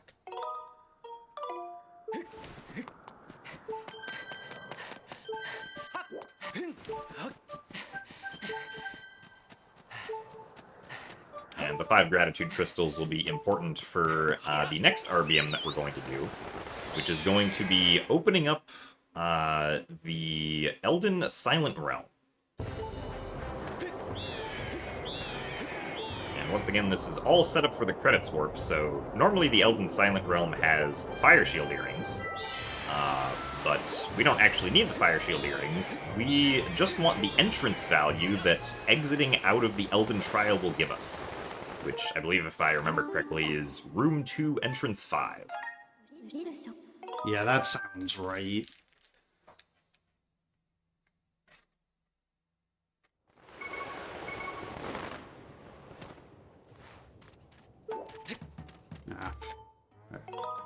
One dumb thing about landing at this statue is, for whatever reason, it like lands you just outside the radius that you can save. So you have to like move slightly towards the statue in order to actually talk to the statue to save. And this back in And then time is going to look very similar to one that we did earlier. We previously RBM'd Betro, but now we're going to RBM Betro's 5 Gratitude Crystal reward. And then that 5 crystal reward, I believe it's a wallet. Yep. And so the flag for having received that from Betro is going to line up with the flag for opening the trial in Eldon. It is very convenient that the useful Betro flags are meeting Betro, 5 crystals, and also there's a text trigger around a chest that spawns in there at 30 gratitude crystals that can be used for a trick in other categories. Because all of the rewards set specific scene flags, it just is very nice that the ones that are useful are the beginning ones and not like the 70 or 80 rewards. Yeah, if we did, that would be terrible. If we did need 80 gratitude crystals, we actually could just RBM the Rhina crystals. What would that be, 16 times? True. That would get a little old. So. Yeah, so like the other RBM that we did, it auto-commits, but we do need to reload the area to actually access the trial. And now, there's a big trial gate here.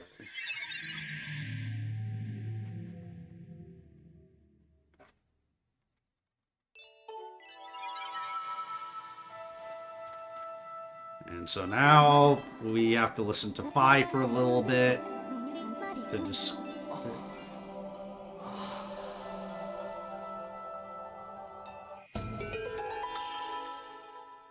have this cool looking spirit vessel.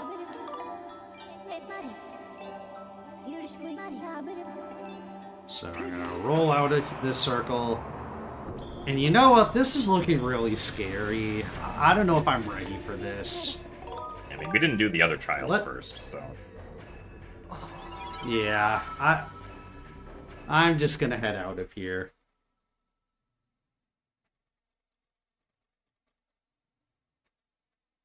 And yeah, fortunately, all we need is the entrance value, so yeah, we can just... And just like exiting the trial there gives us the same entrance value as if you completed the trial. And that is... So now that... Yeah, that's going to be the last piece of the puzzle to set up the credits warp cutscene run warp. So now we're going to enter the last back in time of the run.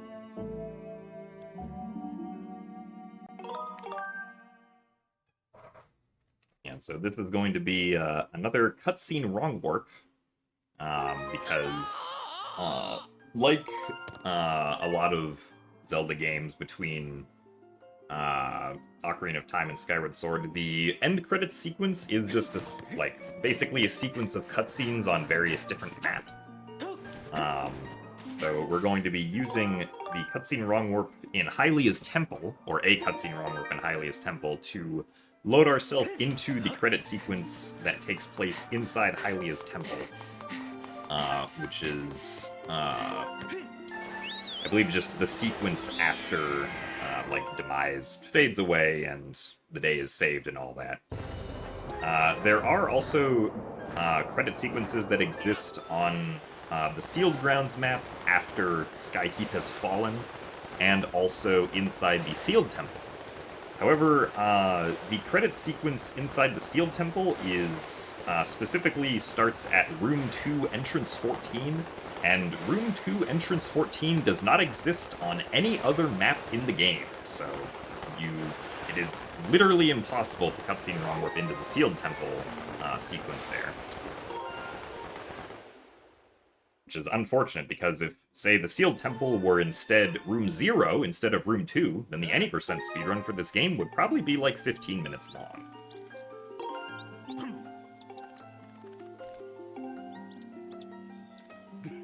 Since most places in the game are just Room 0, but The Sealed Temple and Hylia's Temple had to be special and be room 2.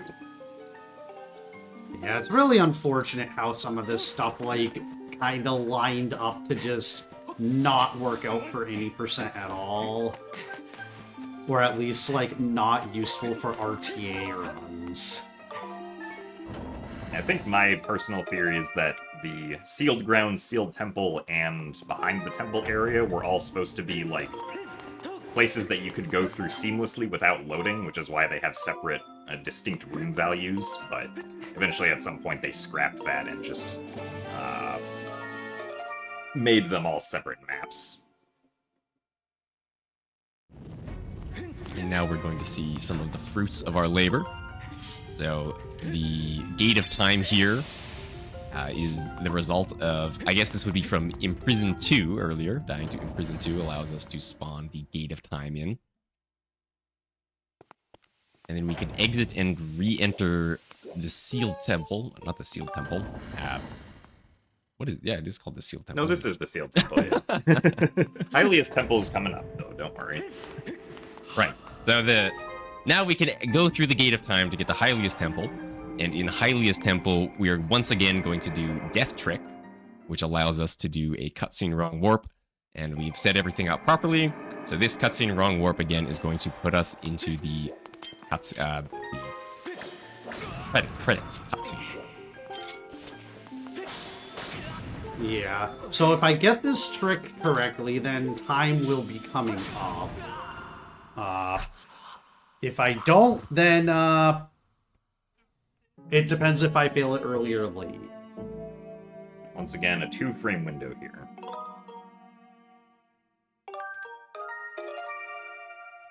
Okay, that was late. So we can just try again now.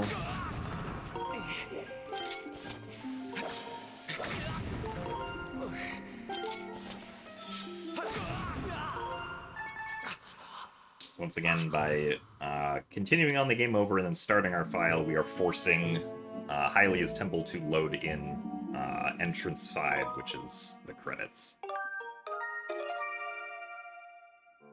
Okay, I'm actually surprised that that one was late. Yeah, that one sounded like it was fine, but I guess it must have been a frame or two late.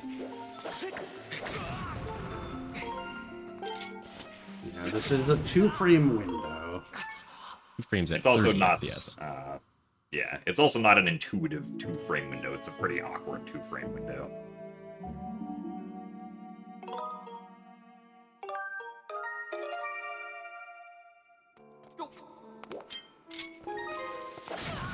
It's a good thing we Once get our again. bombs back every time, too.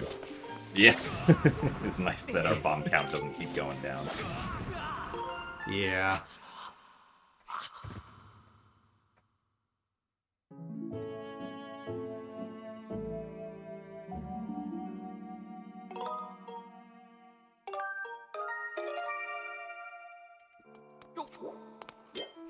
Yeah, so 64-bit is erring on the side of being late here because, once again, with being late, you can't just kind of retry the trick immediately. But if you are early, then you have to do the entire back-in-time sequence to get back here again. So, being late is the preferred way of failing if it does not work.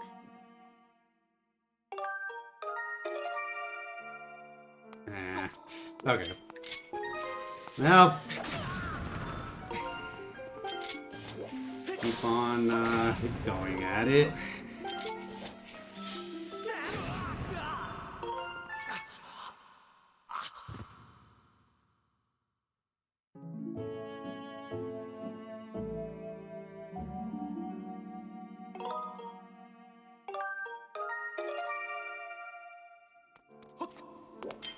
Now, a couple of these have really surprised me.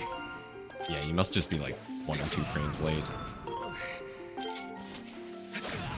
As Jim mentioned, the timing is quite awkward. It's not necessarily cueless because you do get to press A to continue before it, but the interval is very awkward.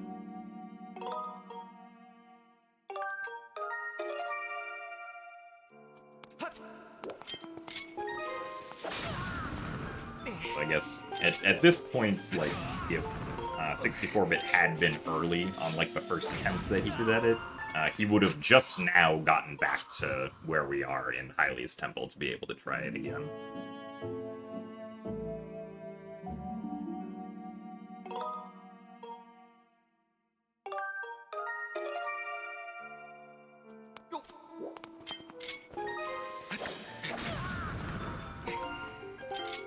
Yeah, cutscene wrong warps can be used for a lot of cool things.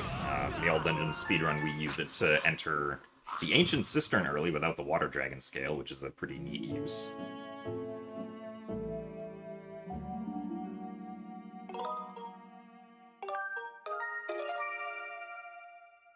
There's also a not RTA viable way of warping into the credits fairly quickly. In fact, you can do it without even leaving Eldon.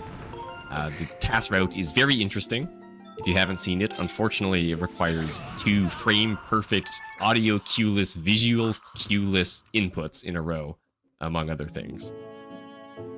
So it's very difficult.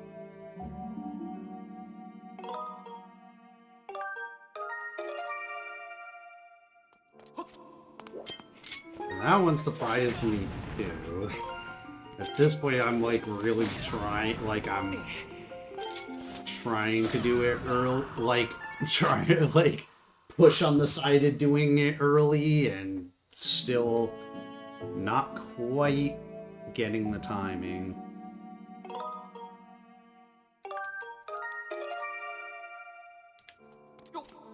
Here's where we're going to learn that if you reload an area 30 times and back in time, then it magically warps you to the credits or something. Yeah. Starts executing instructions off of your bomb count or something ridiculous. Yeah, if only. Yeah, it's really unfortunate. Like, it usually does not take me this many tries.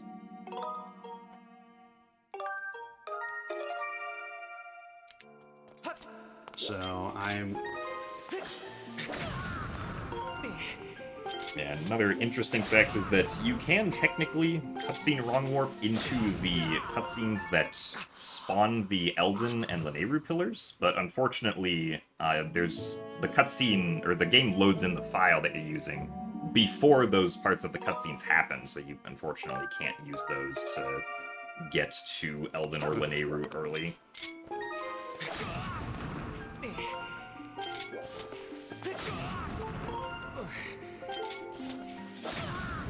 Because being able to get to Lanayru early would probably be about the biggest, at least as far as we know, the biggest time save that the any % speedrun would have left. Yeah, the any % run just books it to Lanayru as fast as possible, with no regard for anything in between.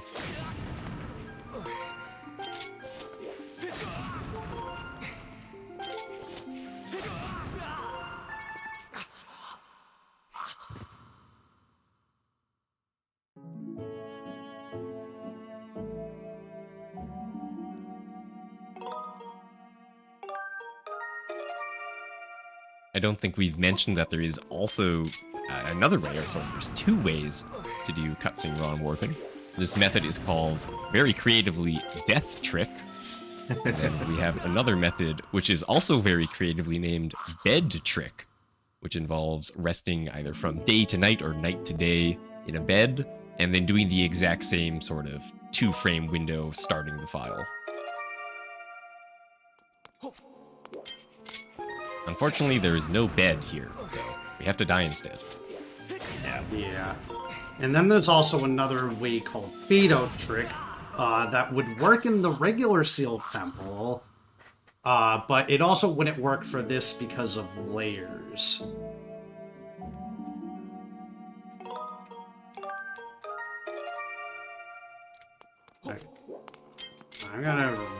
I'm gonna really try to go early this time. I'm really surprised that I have failed it this many times.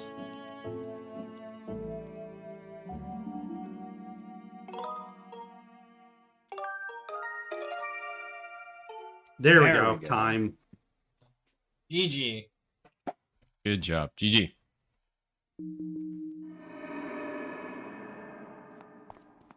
We have successfully turned Bruce into a pacifist.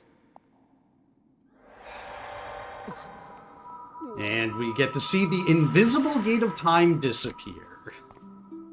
Because that's something that we kind of didn't even mention. The fact that because we open the gate of time and back in time, but the gate of time, we never actually put it onto any of our files.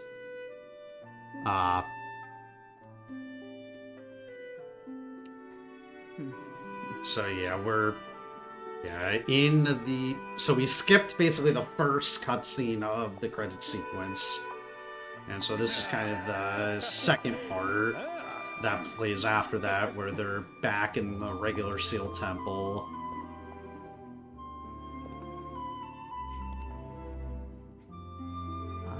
And I'll let this play a little bit, and then what I'm going to do is I'm going to just skip some of these to kind of demonstrate that we can get all the way through the credits to the end credits sequence.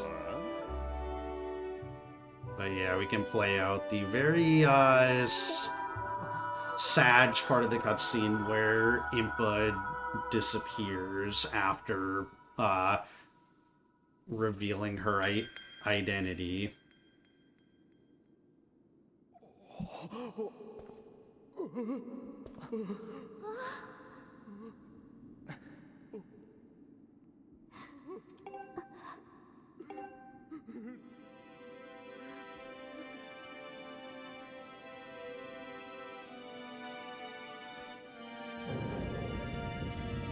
What's that sword?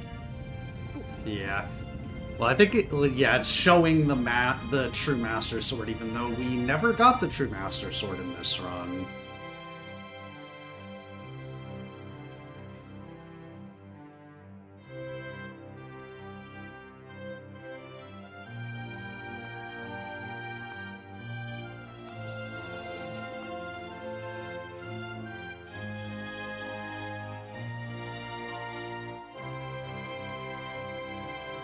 We are definitely very emotionally invested in this sword. Yep. Yeah, seems to be a big deal. Okay. So yeah, and then this is going to take us to the credits proper, which I'm going to skip. But before I skip it, I want to demonstrate that you can play the harp on the credits.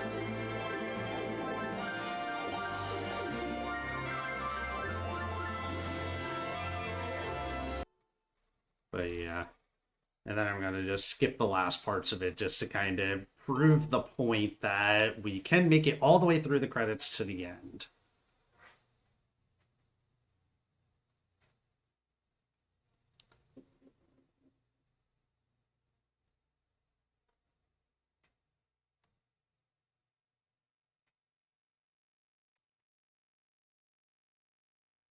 And then we get the final save prompt.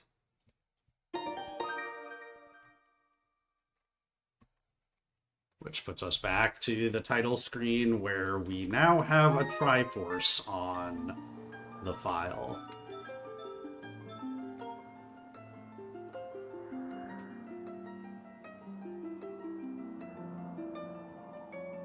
It's gorgeous.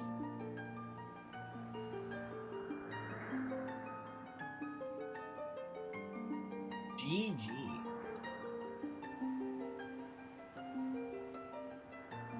Do any of you have anything else you want to say about the run? I know we have the glitch exhibition, but I think we should go to a break before that, just so you can get everything set up for that.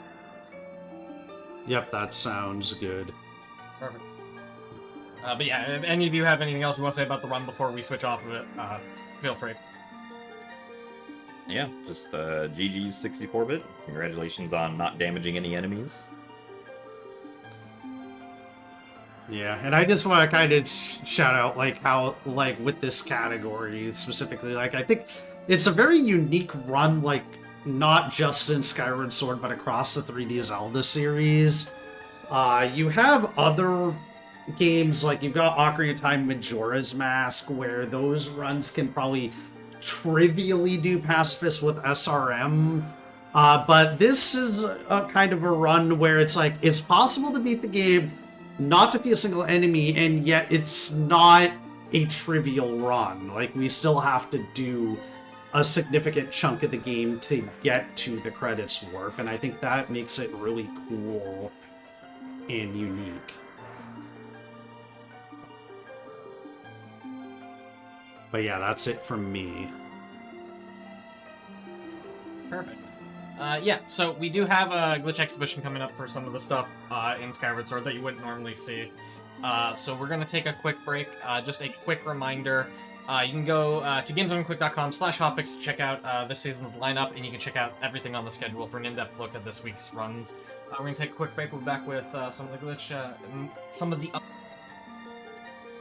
Hello, everybody, and welcome back to the Games Done Quick Hotfix. Today we're showcasing some Skyward Sword, and we've our runner here has some glitches they wanted to show off. Stuff that you wouldn't normally see in runs, so I'll hand it over to y'all, and you can take it away. Yep, so I'm going to be showing off like a few different glitches, some of which are used in some more niche categories and some of which are like not really used at all but are kind of interesting. So the first thing I'm going to show off is early Boko base.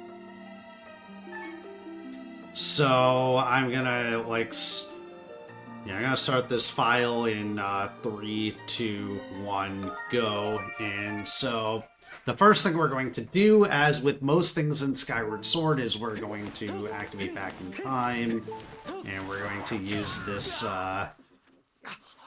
Deku Baba over here.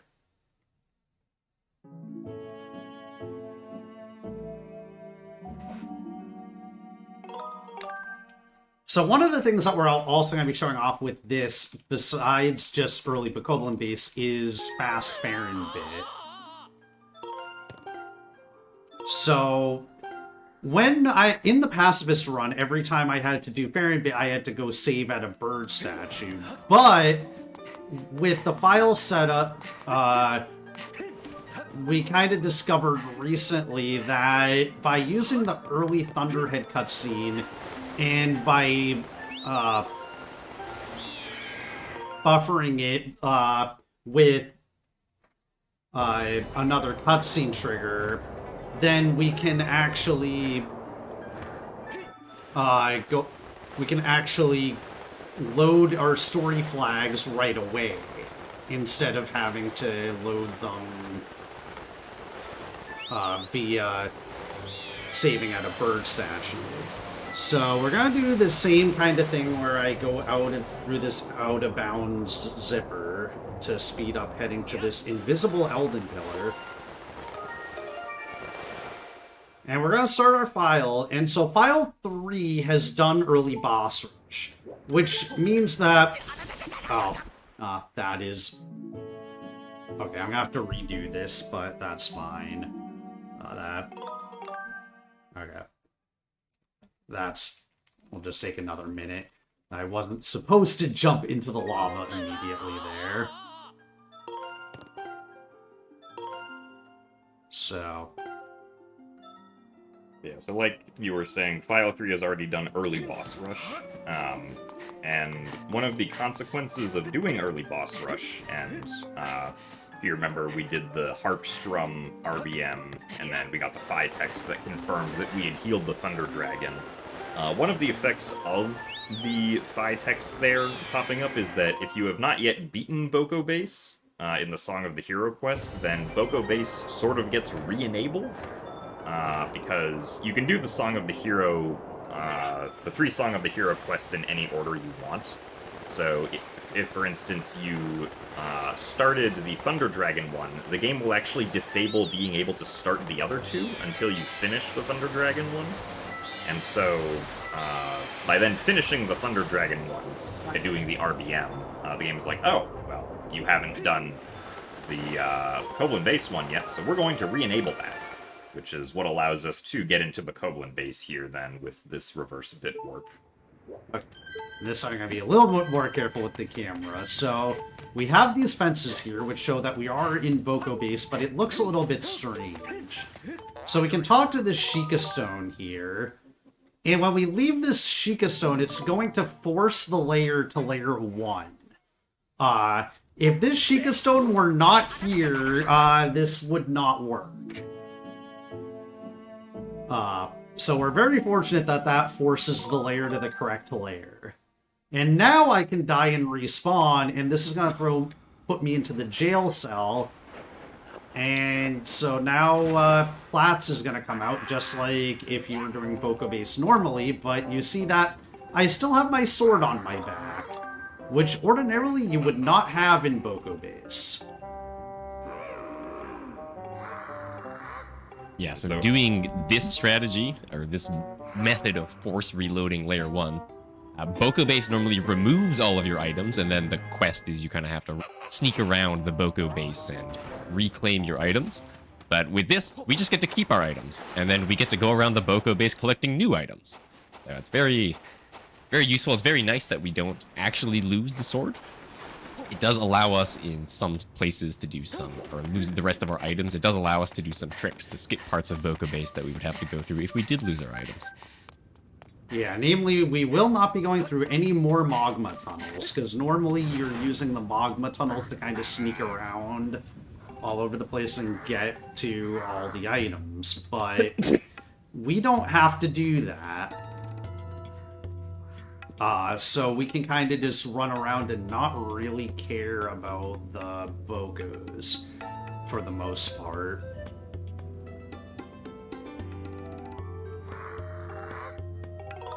Yeah, so in a 100% speedrun, for instance, you can do early Boko Base to then pick up the Claw Shots, Whip, and Gust Bellows. All without having to go to the regular locations where those items would be, because those items do just exist in chests here, even if you did not have them beforehand. Yep. And we're no longer pacifists. So... Oh. I was hoping to jump / over this cutscene trigger, but it's not that big of a deal. So yeah, so I can go ahead and stun the Boko that's on this Boko tower and ideally not miss. Now that I have projectiles, I can show off my NA aim. But yeah, so as Jim said, I just got the Gust Bellows even though I didn't have it before. So it basically just gives me the item.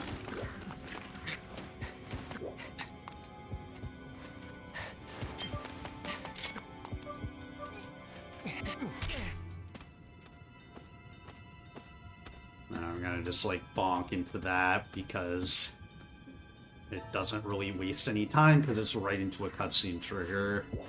And I'm gonna stun this first Boko. Ordinarily, you would not have the slingshot here. You would really have to actually sneak around the Bokos. But having the slingshot enables us to just get through really quickly. In randomizer, oftentimes, you can have the bow when going through doing checks in Boko Base, and then you can, like, snipe them off the top of the towers from, like, the very beginning of the area. And that is really fun. But now we're going to show off the only useful bomb boost in Skyward Sword. For a very long time, there were 0 bomb boosts in Skyward Sword. Bombs kind of just flop you over sideways. They don't really give you much height or really much sideways distance at all, but thankfully we don't need much to make it over that gate. The bomb gives us just enough to make it over. Yeah, so that gives us the whip, and that's the extent of items that we get from Boko Base. So now we're going to show off how we can just skip using the whip that we just obtained by doing this little fancy jump. And so now I'm gonna show off one thing that you don't see in 100%. So basically everything up to that point is what you would do in 100%, and then you would save at the statue and move on to the next back in time sequence. But I've got to show off one other thing that you can do in Boko Base here. So I have with me a Guardian Plus potion. And so now, I'm just continuously taking fire damage, but not actually taking damage because of the Guardian Potion. And so, because this is Boko base, Volcano Summit, we're actually able to get to Volcano Summit without having Fire Shield areas, which normally the game expects you to have. And in the normal Elden, if you try to enter Volcano Summit without having Fire Shield earrings, the game, like, Phi will pop out and actually prevent you from progressing. But that trigger doesn't exist in Boko base. And so, ordinarily you'd use the bow to cut down these ropes, which we don't have, but we have the beetle. There is one more chest in Boko base, so it has the rest of your items. And when I say the rest of your items, I very much so mean the rest of your items. There is one item in this game that is optional, the bug net. And so for the very last chest in Boko base, it just gives you whatever items you previously had but no longer have. So unfortunately, because of that, we can't get items like the bow in early Boko base, because we never had the bow in the first place, and that chest just gives you whatever you had before. Yeah, it also, like, the upgrade that you have for the items that are remaining can change, so it has to keep track of what upgrade you had beforehand before giving you back the item, since you can upgrade the bug net, the bow, and the beetle to be stronger from their base variants.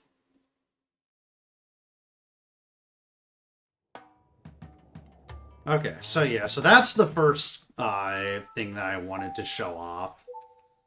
So now I'm going to load in another save to show off another couple of tricks in Laniru Mining Facility.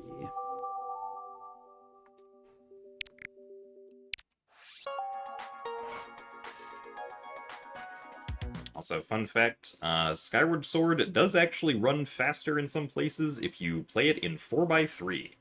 Which is why everything on the Wii screen that is not Skyward Sword looks weirdly cropped, because when you play the game in 4x3, it kind of just forces the game as 16:9 into a 4x3 view.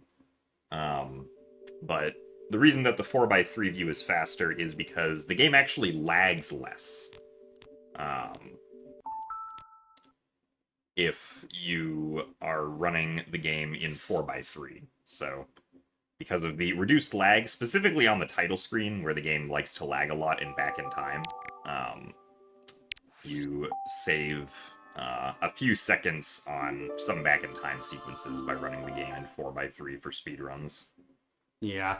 Another place where it reduces lag is in like any percent with the Girahim 3 fight, because the Girahim 3 fight is done with where you have the smoke cloud that is there at the beginning of the game before you Skyward strike the ceiling spike for the first time, and that causes a bunch of lag. Another consequence of playing in 4x3 is that since your monitor is 16:9, the Wii crops that down, so you lose the left and right sides, but then Skyward Sword just crops itself to 16:9, so you also lose some on the top and bottom. So really, you're just playing in a tiny 16:9 window in the center of your screen. Yep. Okay, so now we are back, and I'm going to be showing off a very recently discovered trick. And so I've kind of like redone some of the stuff in this early part of LMF on this file, because we're going to be heading to the Gus Bellows room via the normal entrance. And this is a trick that might take me a few tries, but it's kind of cool. And it's just it's a skip that's mostly used in like IL speedruns, but okay, so I didn't quite get it, but I can try again with one of the other Araka.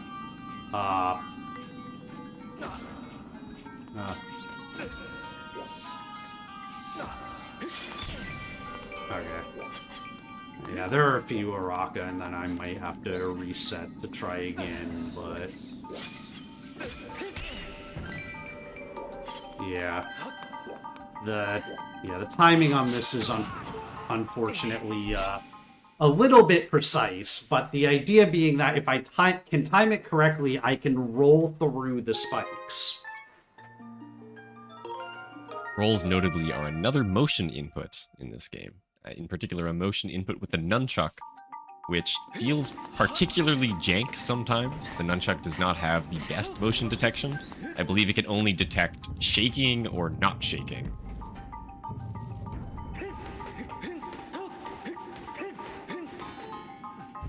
Yeah, so it'll take a couple seconds to get back there. But yeah, so hopefully I can show this off. I'll give it a few more tries. But yeah, I was able to get this in practice, so this is something that I can do. But yeah, it is a kind of precise timing. And it was discovered completely by accident in actually an HD marathon run last year. So for those who played the HD version, this is a trick that you can actually do on the HD version of the game.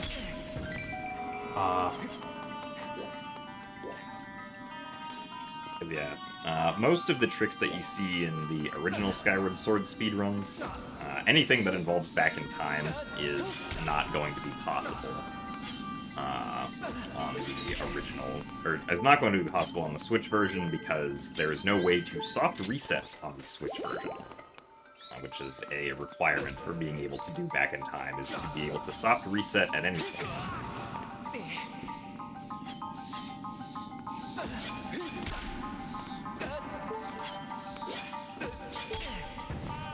Okay. Yeah, I'll give this like one more shot. But hopefully I can demonstrate this.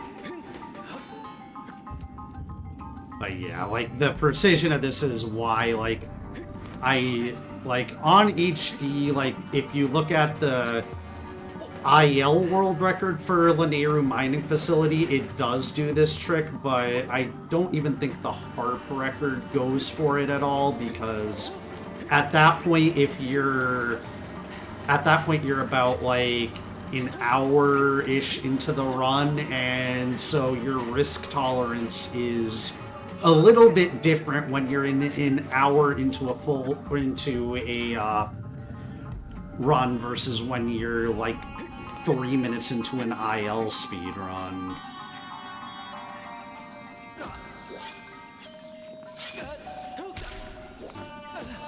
Yeah.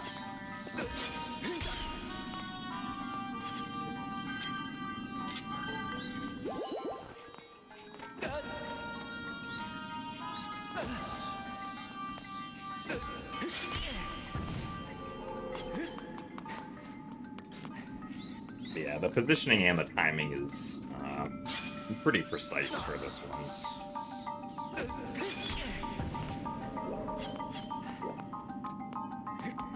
Yeah, I think there's like one more Araka I can use. Yeah.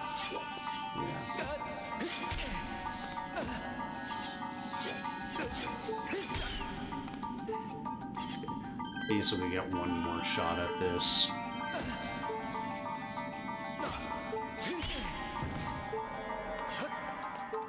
Okay.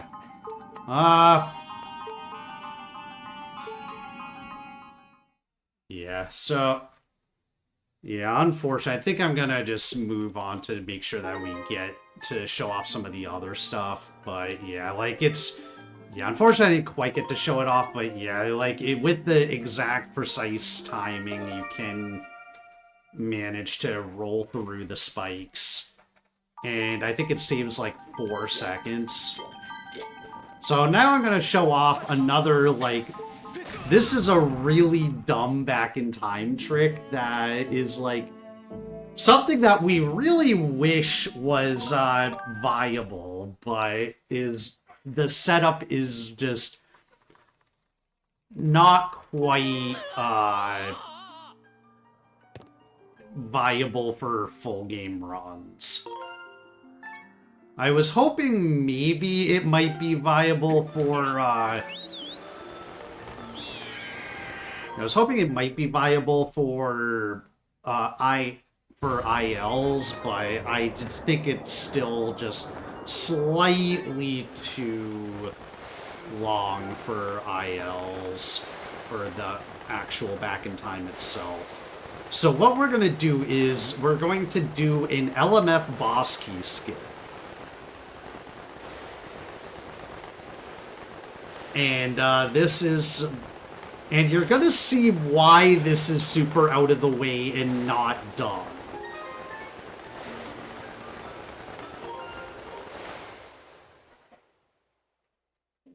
But I know Jim and Exto have plenty of experience with the LMF boss key room and why it would be wonderful to be able to skip it.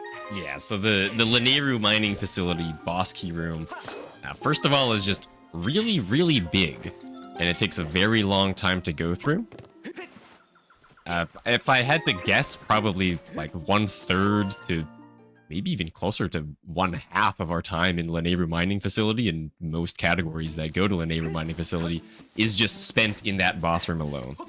It involves hitting some switches a bunch of times, putting some bombs in some buckets in certain orders, solving a classic Zelda, which order do we hit the switches in puzzle. And so it definitely would be very nice to be able to skip it, but as 64 mentioned, this is pretty far out of the way. Yeah, so we're heading to Lake Floria, and not only is it like this, like, waterfall area... Actually, I think I need to reload... yeah. Okay, yeah, because I want to be in here with file 3. Okay, I didn't expect this to happen. Shouldn't great. crash, though. Now we can enter Ancient Sister. Yeah. Technically, there is a way to enter Ancient Cistern without this cutscene. That trick is also very silly and precise.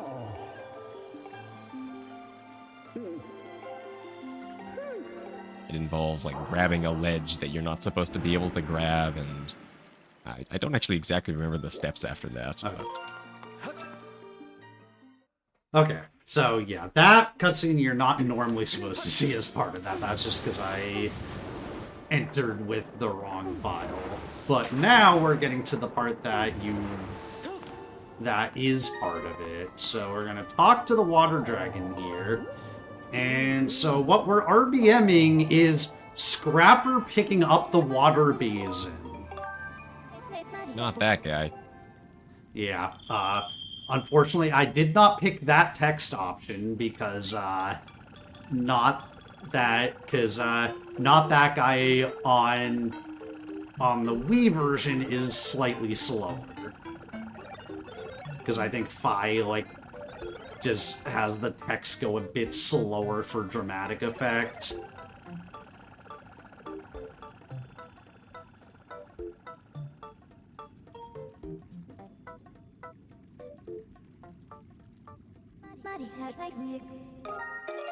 So yeah, we start our file on this Fi text.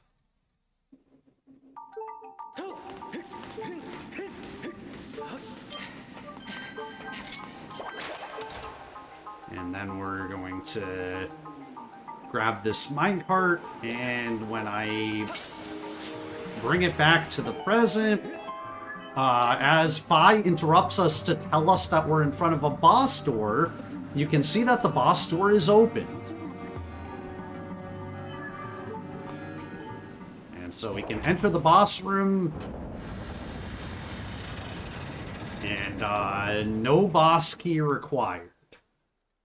But this is a ridiculously long back in time sequence, so yeah. Unfortunately, the flag for the linear mining facility boss door being open is very far into the space allocated for scene flags that each scene gets. And so because it's so late in there, most areas, or most other areas in the game, don't actually have a flag that corresponds to opening up the linear mining facility boss door. So, like, there just does not exist a flag on Skyloft or in Farron that you can use to actually, like, perform the RBM there, right? That's kind of the case with most boss doors as well, except for cases like Skyview and Earth Temple, the boss key is so close by that an RBM that opens the boss door wouldn't really help with anything. Fire Sanctuary also has a Lake Floria RBM you can do to open it up, but similarly, it doesn't take too long to get the boss key for Fire Sanctuary. LMF is really... I guess LMF and Sandship are the longest ones, so... there is one you can do for Sandship, and one that you can do for Ancient Cistern as well, which are the only ones that ever get any actual use in speedruns.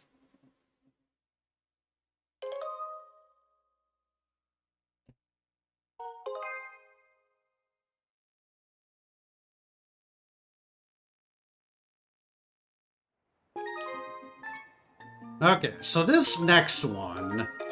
So, I have a file that's saved. It has 3 Song of the Hero parts, and it's saved in a very specific position in Earth Temple.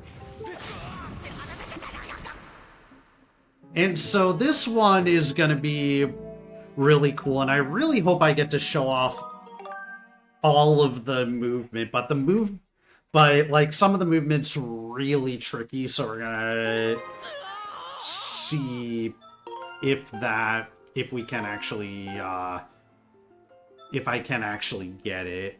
It's probably, like, the most precise thing that I, oops, wrong file, want to show off. But this first part, even so, the first part's still cool on its own. So we're going to dive into the Farron Pillar again, so... file 3 has the harp, so we're gonna dive... So, as usual, we're gonna dive with the harp file. And then we're gonna... Once I hit the pillar, I'm going to switch to a file that doesn't have the harp, so we can skip Bruce's text.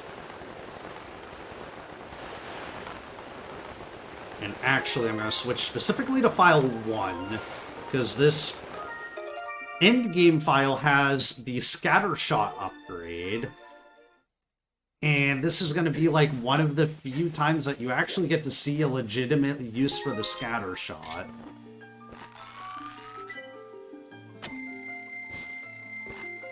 Although I missed, so I'm going to have to get a little bit closer. The idea being that with the Scattershot, I can, like, hit it from very far away without really having to aim. But yeah, so we're going to enter the sealed grounds here with this endgame file after committing our file 3 flags. And now we're going to talk to Bruce.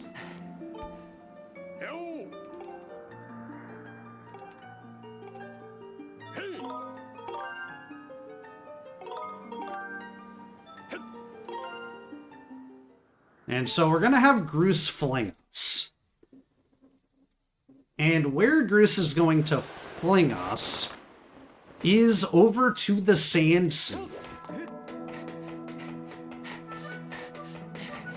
So, this is Lanayru in bit, which is something that you almost never see, because that setup, the setup to get that is just so long that it just winds up not really being worth it.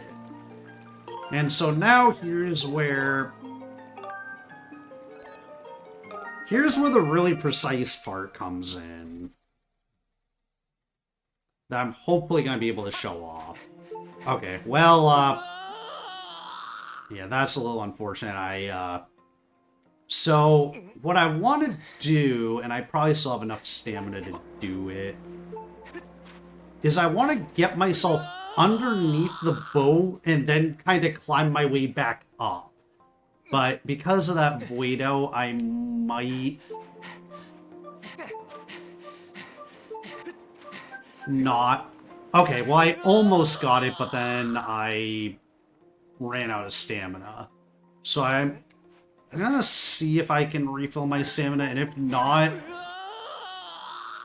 what I'm gonna do is I'm gonna load a file that where I hacked it so that it basically is gonna load me right into that state, so that I don't have to go through the whole back in time sequence just to show this off. And that just means I'll get to retry it a few more times.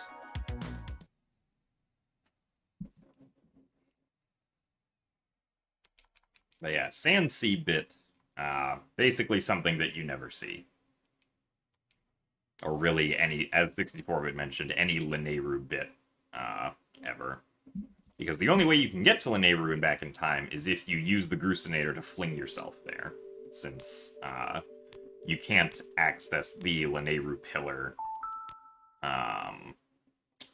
in Back in Time, because the only layer of the sky you can get to in Back in Time that doesn't crash is the tutorial layer, and the barrier on the tutorial layer is way too far away from where the Lanayru pillar is to reasonably allow you to dive there with just Link.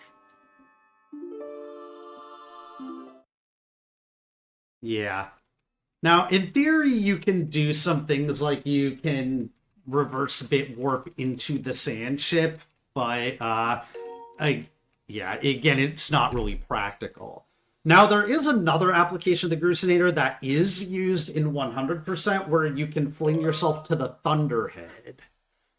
And that winds up being useful because it allows us to do Ancient Cistern early and get Ferori's Courage at the end of the run. So yeah, as I mentioned, this is gonna, like, load us basically. Okay, so I got it this time, and yeah, so now so where we are right now, so this is not actually the harbor map. This is actually, we're actually on the Sailing on the Sand Sea map, and this is kind of like the fake harbor that it shows you so that you can actually see it while you're sailing. And so basically the reason why we were kind of in that awkward state is because this file hadn't struck the time shift stone on Skipper's bow. So we didn't, so basically his bow doesn't function. But I can actually still hit it from here. And it's going to function almost as normal. It's going to show us a very broken cutscene because it doesn't actually expect the boat, or it expects the boat to be here docked at the harbor, but it kind of isn't. And now, if we can get ourselves back onto the boat, which is a little bit tricky, I have to kind of angle myself a bit precisely here. And now I'm back on the boat, and the stamina meter for the boat stamina is a little bit glitched out. But I can, from here, dock at the harbor proper. And yeah, now I'm at the harbor with Skipper's boat. And, yeah, now we're in the... Yeah, we're in Sand Sea, having not gone here through the normal route where you would normally arrive from up there from the door from Laniru Caves and then claw shot down. Neat. So yeah, that's about it for the glitches I wanted to show off. So I guess back to you, Sarge. Awesome. Yeah, do you have any shoutouts? Does anybody here have any shoutouts or anything they want to give about anything? Yeah, so I think like the big shout out, so first of all I want to just thank my commentators Exo and Jim. I want to shout out Copernicus and Azer. They are the two like most active glitch hunters in the community, and pretty much none of the routes that we have would be possible without them having done a lot of work with glitch hunting, a lot of work with routing. They like usually like, especially with Pacifist, like I know Azer helped me a lot with optimizing how we did the item wheel RBM and a couple other things. I also want to give a shout out to Your Average Link. He's in chat. He's also run Pacifist. He also made a couple of improvements to the route. And yeah. And I don't know if Exo or Jim, you have any other shout outs you want to give? No, I mean those are the people that I would also shout out for their contributions and knowledge to Skyward Sword's intricate file and flag routing. So just same shout outs as 64-bit Copernicus, Azer, and Your Average Link. I think I'd like to shout out 64 himself for demonstrating the pacifist run and showing us all just what's possible with Skyward Sword. Yeah, and I want to give a huge shout out to the three of you as well. It's awesome that y'all were able to come on here and showcase a bunch of stuff that doesn't really get showcased. You know, stuff that's not useful in any of the other runs, or just some cool stuff that's, you know, not useful in any of the runs really, but like just really cool to know and see. So thank you so much. Appreciate y'all being here. We do, that's the end of our show here, but we got more show coming up. We've got Passion Project coming up in just a few minutes here. Thanks again, everybody here, and everybody stick around. See you in just a few minutes.